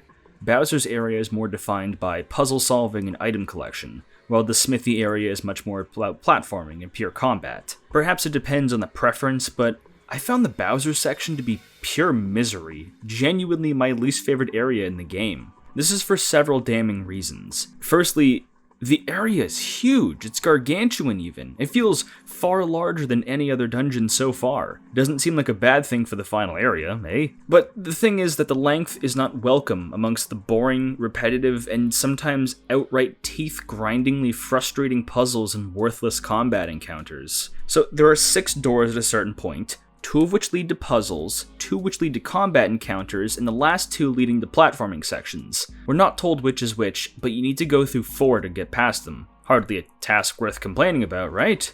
Well, cheesed me off. The platforming segments are the least offensive here. They aren't very interesting because hopping over lava and trying to see Mario RPG do its best to imitate auto-scrollers is hardly exciting, but the puzzles, man, they aren't even hard. They're just so damn boring and a total waste of my time. I don't know what I was expecting inside Bowser's castle, but having to turn off all the buttons in one room and then play ball solitaire is not what I expected, and I certainly did not have fun with it whatsoever. Half of these puzzles rely on executing same movements over and over again, where one mistake will guarantee loss. But there's no option to just wipe a room from scratch to start over, at least not what I saw. You have to deliberately fail and then try again, which still wastes more and more time, and it goes on and on and on. I don't know, maybe I just have a pea brain and can't figure it out, but I don't understand why there wouldn't be some kind of option to just clear the room and start again, rather than have to orchestrate your own failure. Worst of all are the combat encounters. These aren't boss fights, these are gauntlets of completely worthless enemies that deal no damage and give out no EXP. I'm not saying it's worthless from my perspective because I was at a higher level than most. These are some doo-doo ass encounters. And you know what's crazy? There's 20 of them for each combat room. 20 encounters with mooks. I had the bad luck of choosing both combat rooms, so I had to fight 40 encounters that got me no money, no EXP, nothing. It just wasted my goddamn time before I could beat Bowser's castle. I don't even think I need to elaborate. Who the hell wants all that nonsense? There's way better ways the game prepares you for last minute grinding just past these 6 door sets. This is just a waste of my time. It really doesn't even fit with Bowser's castle. These kinds of silly, low-stakes puzzles and occasionally quizzes are commonplace in other Mario RPGs. But most of those are funny and meant as a break from combat to emotionally rejuvenate the player. I don't know what the hell they were thinking with this castle, it just sucks. And that's the worst part. It's Bowser's castle, and it's boring. It doesn't look intimidating or interesting or how the King of Koopas should be decorating his seat of power. I know I'm spoiled by like every other depiction of his castle, and I understand if Square was drawing from his more plain design featured in early Mario titles, but if they're willing to give Bowser's personality such an upgrade, why not his crib too? Toadstool and Mallow's castles look great. Every other location feels like a mini adventure, but Bowser's castles feels like an ugly chore. I feel like I just soaked myself washing the dishes. There aren't even that many callbacks to the intro because of how short it was compared to the long walk of this drab castle. They totally dropped the ball here. I took like an hour and a half to get through this section, which is so much longer than everyone else by doing basically nothing but nonsense in fucking solitaire. Any other location, I would have just been done and on to the next area. So I think the gentle balance of spending just enough time everywhere else is upset and I'm bored to tears. Eventually I got through the doors after a Magikoopa boss fight. We're given access to a magical chest that produces infinite coins when struck, which is a not so subtle way of the game telling you, here, if you rush to this point, just use this to get more items and upgrade your armor, idiot. I'm not upset this exists. I actually think it's outright funny that the item shop Croco is set up doesn't have the ultimate weapons for each character, so it's not like you can get everything handed to you. There's some work in farming coins, it's just really boring. Oh yeah, I didn't mention the ultimate weapons, did I? Mario RPG does ultimate weapons weirdly. There's some debate on if Mario's ultimate weapon is the Lazy Shell or the Ultra Hammer found later, but at least the Ultra Hammer is like right before the final fight and basically impossible to miss. Mallow's, Bowser's, and Geno's all have to be found in various doors in that 6-door gauntlet we just passed. I don't know if it's possible to miss them, but each one is only in specific rooms that you might not encounter, which sounds pretty damn missable to me. I'm pretty sure I found all 3. I at least found Geno's, the only ones whose basically matters. Peach's ultimate weapon is obtainable back in Mole Town, and it's a frying pan, but since I gave her the defensive Lazy Shell that hampers attack and speed, I don't exactly feel bad that I missed it. Other games are way worse with their ultimate weapons, so I'm not upset with how this game does them, it's just a bit funny. Actually, let me explain each character's final spells. They all do all-target neutral damage, but obviously some characters get more use out of them. Peach's Psych Bomb and Mallow's Star Rain are not as useful because of their stats, but Geno Flash and Bowser Crush are because those two can do much more damage with attack. Mario's magic is kind of just okay, so Ultra Flame simply exists as the occasional choice when someone is weak to fire. Magic is just kind of odd in this game, man. I used Geno Flash and Blast whenever I finished boosting, and I just made sure to ignore Geno Whirl because it was the dumbest move in the game, even if it is really funny. It's this really gimmicky attack that has the potential to be the strongest in the game if you press Y at the exact perfect time the disc appears on screen. It can potentially deal 9,999 damage, totally overkill, but the timing, obviously, is quite picky. I think it's weird the timing isn't when the attack connects with the foe, and whatever. I would rather just have more reliable damage than play the slots, thanks. I already gambled enough with making this my full-time job. We finally get to the chandelier room from the intro and fight this samurai character, Boomer, who is a super interesting boss fight. He flickers between red and blue forms that have separate defenses against magical and physical attacks, so you must be on your toes the whole time. Plus he has some viciously quick shaker attack that will insta-kill you if you don't block against it, or even leave you at 1 HP if your block is sloppy. I'm not calling Boomer a samurai solely for his katana, but because when you best him, his honor and legacy as a warrior is shattered. He freaks out and has an attack, either an asthma or a panic attack, and decides to slash his cord holding up the chandelier to let it crash down with him on it. I'm not reading too much into this, right? Boomer takes Bushido so seriously that he chose death before dishonor. Look at his original design. There's literally the Japanese flag on his helmet. Well, the Shy Guy says something like, don't worry about it. So Boomer's actual fate is ambiguous, but they're playing the sad music in this scene. It's supposed to read like seppuku. It's just really out of place. Mario looks like he's trying to get him to not do it, but like they also do this really weird dance after the fight is done. It's a very weird scene. And am I crazy if I felt a little bad for Boomer? He's so ashamed of losing that he takes his own life after having a panic attack. That's horrible. No one else reacted like that after losing. What gives? Was there more to this scene or character that never made it into the game?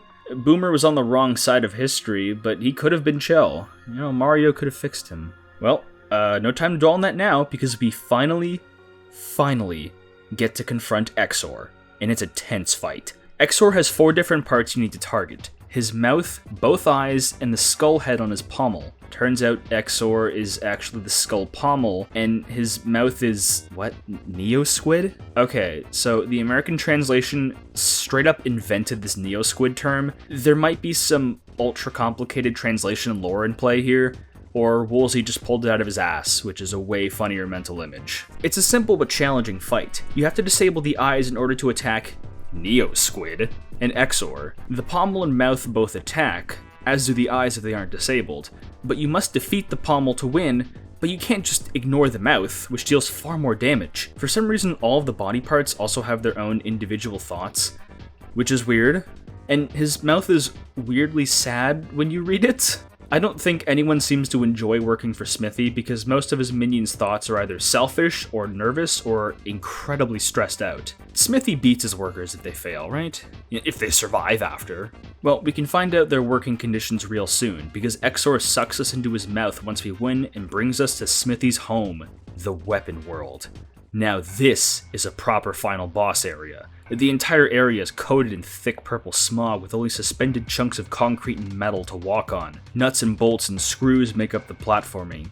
Ghosts haunt this eerie area. The theme is pulse-pounding and epic. It gradually builds towards our final encounter while sounding unlike any other theme in the game. We gradually fight a couple bosses and have to dodge these conveyor belts and treadmills full of grayed out versions of the old bosses. The Axum Rangers, Bowyer, Mac, and Yardyevich are all being mass-produced at an absurd scale, so fast they haven't even been painted. The machine versions all have unique thoughts, but now I'm not so sure if the versions we originally fought were the 1.0 model of each character. It easily could have been number 92782, but all of these thoughts have really fed into the true evil of the Smithy gang. Smithy doesn't view these characters as individuals, but as products to be mass-created for his own efforts. It uses the imagery of intense industrialization and metal to counteract the more childlike wonder of stars and environmentalism. It's no coincidence that a wooden doll possessed by a star is going up against a metallic industrialist empire who only confides in their weaponry. Smithy is some kind of war economist invading a peaceful kingdom by flooding it with weaponry to destabilize it. It is a game for kids, but I wouldn't be shocked if this guy and his cronies began to hand out weaponry to the citizens to sow conflict to make their takeover easier.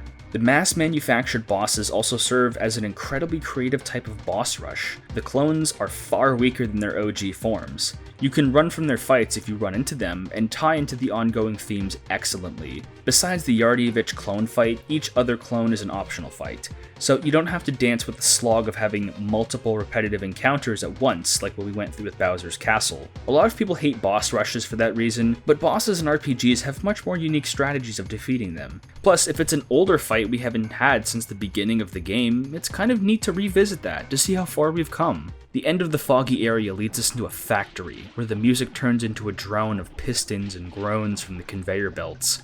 We can physically see everything being produced in a long line. I can imagine the pangs and bumps of our feet made against the steel floors we made our way to Smithy. We enter a series of boring and easy fights against gradually escalating ladders of employment in Smithy's factory. We go to a clerk, manager, director, to a factory chief before we fight Smithy to end this once and for all. Oh my god, this moment is so adorable. Yo, Smithy! I love that line a lot. He's like an angel on Star Business, but he just introduces himself to the bad guy like, yo, we got some shit to deal with. Smithy is a really weird character when you think about it. We've never seen him until now, but he doesn't really act like I would expect him to.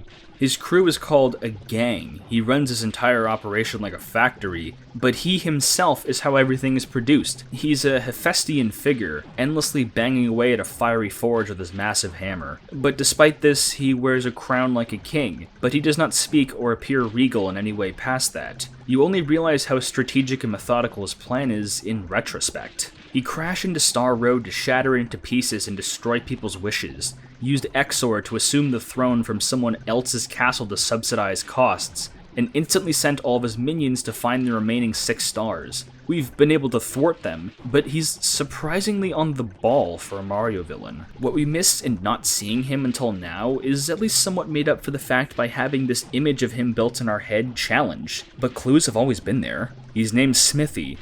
He's a blacksmith. Every moment of relaxation and comfort you've had, Smithy has been slaving away at production with the sole intent of conquest. I won't say Smithy is a great villain, I don't even know if he's that good, but he serves his purpose as a Super Mario bad guy. But does he compare to any other original RPG bad guy? Not really. Oh well, at least his battle theme is amazing.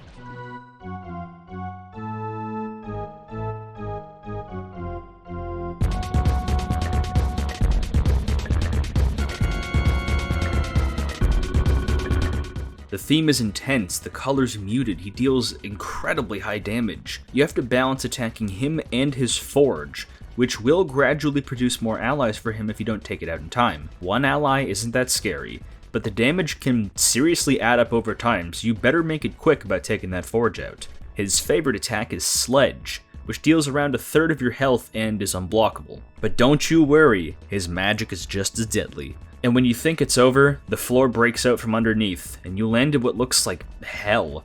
There's countless smoldered, blood-red heads that form a walkable surface and litter the background, glaring into your very being. This is the end result of a smithy kingdom, an endless graveyard where every skull is painted with fear. Everyone in your party is either royalty or serve a higher power. Peach, Bowser, and Mallow are all royal. Mario and Geno each serve royal authority. Kind of ambiguous in Geno's case, but he's basically an angel come down to Earth, so whatever. Smithy and co are foreign invaders come to try and steal the lands divinely attributed to our party. Most of the gang take over small towns or areas in their quest to take the respective stars as they vie for power. Smithy is consumed with rage and transforms into his second form, and this is where the battle truly begins. Smithy can be attacked in the head or the body, and that's for a good reason. His head regularly changes form into one of a few different ones for different functions. He has a tank form that deals much higher damage and can insta-kill your party if you aren't careful. He has a wizard or magic head that deals crazy magic damage but has bad defense. A mask head that's not offensive, but defensive. It absorbs hits like nothing and can heal Smithy. And finally, he has a weird treasure box head that gives random status effects to the party. Smithy's body has 1000 HP, but all of his heads have a combined 8,000. I honestly don't know if he switches head at specific intervals or not, but dealing with each head can be kind of annoying since they have rotating weaknesses. You're only going to be able to exploit those if you have Mallow, which, let's be real, you probably don't. So each head has thousands of HP we need to take down, but if we did put Mallow, we're passing up on the best form of health restoration possible, or Geno's boosting in strong magic. It's a fight that really illustrates how nice it would have been to swap party members on the fly, but it's hardly intolerable to Raw Dog. 8,000 HP is honestly the perfect blend of not being too small for the final boss, but also not too much to the point where you get really bored. As I fought, I noticed something. All of these heads are exactly the same one Smithy has when he first chimped out. This seems like way too much effort to dismiss as asset reuse. So I gotta ask, what does that mean? Are there multiple Smithies? Has he taken off his own head that many times? Was Smithy created? He looks like a robot, so someone must have made him. I don't know. It's not really important, I guess, but there's this aspect of the unknown with Smithy and his cronies, like we're only seeing a fraction of what they're capable of, or only a slice of the bigger picture. It reminds me a lot of entering Zen in the original Half-Life, entering this dimension we know nothing about and leaving basically none the wiser. The fight is tough, but fair. The perfect combo to end our adventure with a bang.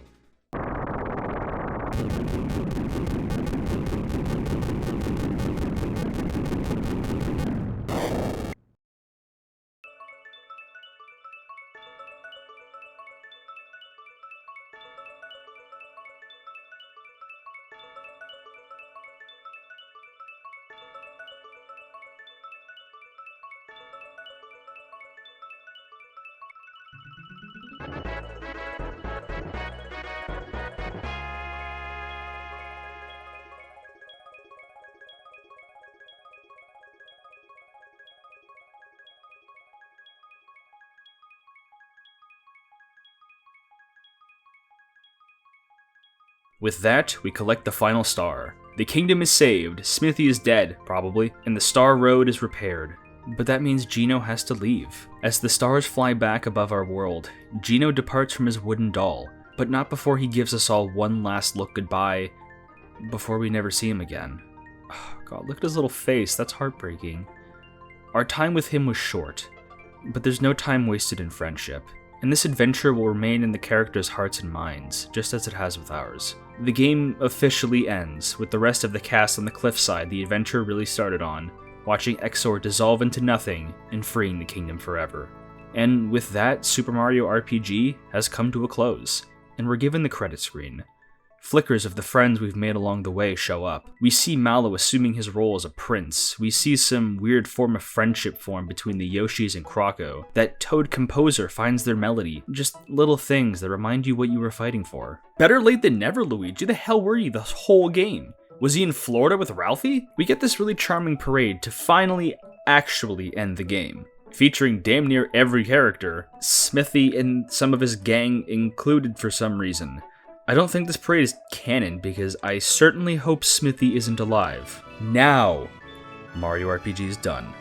This whole adventure took me around 10 hours, but someone can easily beat it in under 8 if they're clever enough. There's something magnificent to be said about how well this game settles as RPG comfort food, without being downright insultingly easy. It's not easy because they put no thought into the game, or even because it's intended for children. It's easy because it respects your time and knows what it is. It's a Super Mario RPG. The platforming and fast thrill of beating this game quickly if you know what to do, and it brings it all to an end, as well as bringing an end to this Super Nintendo era of Nintendo. I do think there were some aspects that weren't captured well because of the genre, however. The secrets here are very charming, but there's nothing that really captures the mystique and awe of finding the secret warp pipes. I totally get why they wouldn't want to skip portions of the game. It would totally shatter the balancing, but with how well nearly every other bit of the franchise is translated into the turn battle system and overworld exploration, I can't help but feel a little disappointed. It's a compliment, really. This game is so good that some of its biggest flaws are that minor expectations and hopes were dashed because the rest of it was so good. I think my biggest problems with the game were mostly just me things because I wasn't playing the game when it came out on account of not being born yet. Stuff like the attack timing is kinda all over the place, and I cut out a lot of complaints where you go back sometimes, because there are more than a few times where the game just sort of stops and expects you to backtrack somewhere on the map. Sometimes there's context clues, and sometimes you literally cannot progress without giving Frog Granddaddy a visit. I know some people have criticized the story, and that I can understand. It's incredibly understated and arguably underwritten.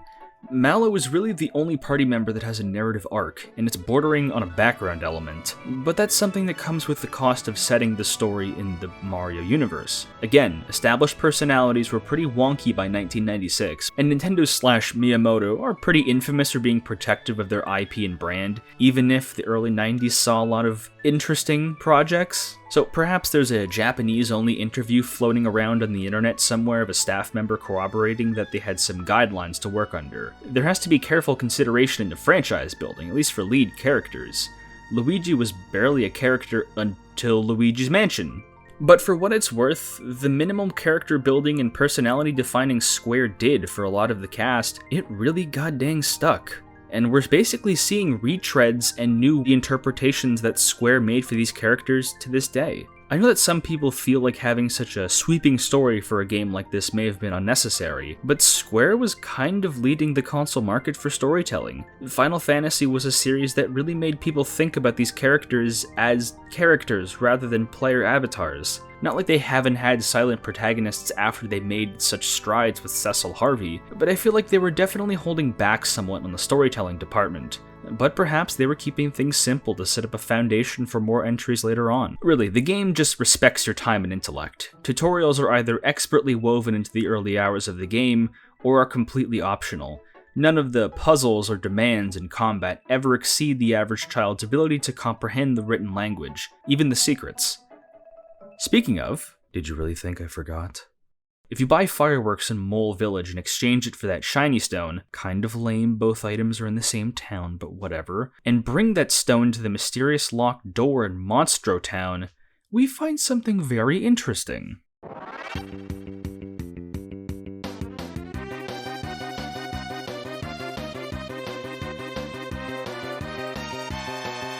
If the music wasn't enough of a cue, we're facing off against this game's super boss. But not just any super boss. Culex is easily one of, if not the, game's most iconic boss fight, and it's not hard to see why. Even past the difficulty, this battle is defined by its references to classic Final Fantasy contrasting with Mario. He's rendered in traditional pixel art to contrast against the pre-rendered models of Mario and Co. He's some kind of grape-colored demon nestled within a crystalline structure, a vastly different design to every other foe Mario has to face, who look almost friendly by comparison to something so monstrous. He has shades of different Final Fantasy villains within him. He kind of resembles Zemus from the 4th game, along with taking that game's boss theme, but his dialogue reminds me quite a bit of X-Death from 5. The regional differences are strong, too. In the English version, he's just some kind of monster looking for a good fight, but the Japanese goes into more detail about how Culex is literally a two-dimensional creature shocked by Mario's 3D world. And this fight is his weird way of trying to comprehend it. Of course, the classic crystal motif is there, but these crystals aren't just for show. They all perform separate magical attacks, so he can attack 5 times in one turn. So having the strongest equipment possible is a necessity. I don't know if being level 30 is required, but I would say at least level 23 is a good place to start. All of those crystals add up his total health to 12,000, which is dramatically higher than Smithy's second form. Only his health bar needs to be depleted, but you will not survive constantly getting hit with 5 attacks around every single turn. So you need to start taking out those crystals while keeping your health up. Easiest way I've heard how to do it is use a ton of those rock candy items, which do all target damage after a Geno boost. Then just hammer away with Mario and Geno and Toadstool on support with the odd Psych Bomb every once in a while. I didn't get a chance to get around to this fight, but I've heard nothing but good things about it.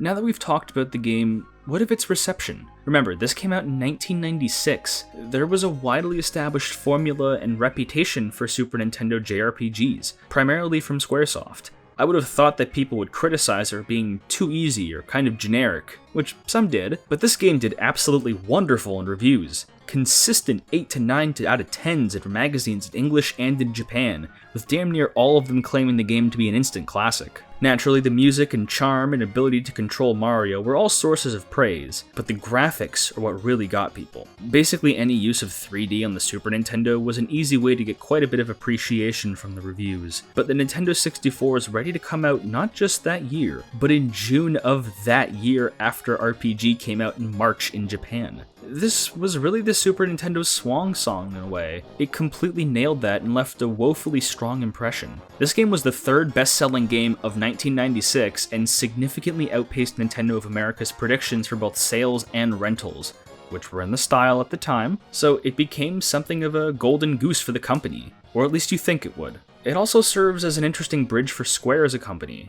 Final Fantasy VII was released in 1997 and was a 3D game made for the PlayStation console, so Mario RPG served as a sort of hurrah for Square and Nintendo's sneaky link, and Square's flirtations with 3D in their video games. Just because something got good reviews doesn't mean it will be remembered forever, and when I say Mario RPG is remembered, I am really understating that to an absurd degree. If you were online at all in the 2000s, you can see the sheer volume of people discussing and creating artwork for this game to a frightening degree. I think there's something of a phenomenon of some games being incredibly large and commonplace online because of the people who inhabited the early internet to set that opinion in stone. It's like how very online people are convinced Banjo and Kazooie were household names that everyone played, when in reality they were butting heads with Croc's sales figures. And Croc has like almost no online presence. Mario RPG ostensibly was a huge game going by sales alone, but the internet did make of its reputation a bit larger than life. See how upset people get about Geno not being in Smash Bros. To this day. It's a very secondary opinion, something you would see repeated by children who potentially have never played the game, but repeat it because older users who did play it were just very online when the internet really began to expand with people's artwork and creativity. The game and discussions about it were simply inescapable.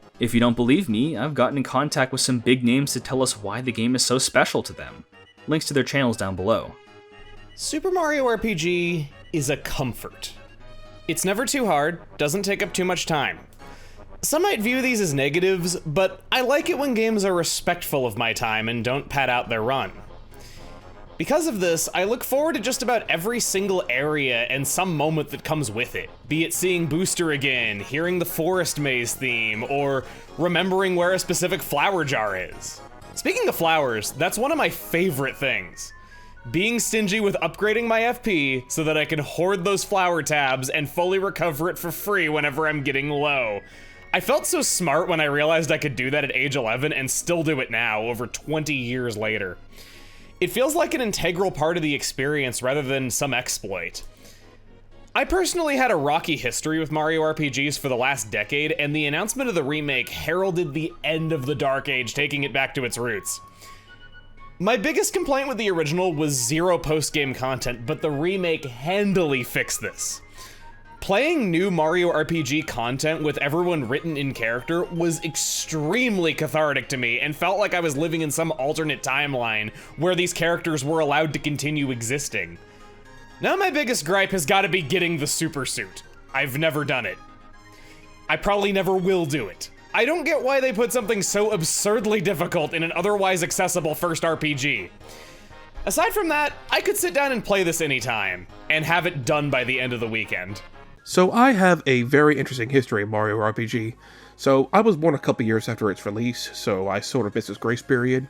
I actually discovered its existence like a couple years after I was born, with people playing it on YouTube around 2007-ish, so I was like 8 or 9. And the first time I saw it, I thought it was like a fan game or something a fan made. I didn't know it was an actual licensed Nintendo product because it was called Mario RPG, and I thought, RPG? Those are the things that shoot missiles. Why would they name a Mario game after that?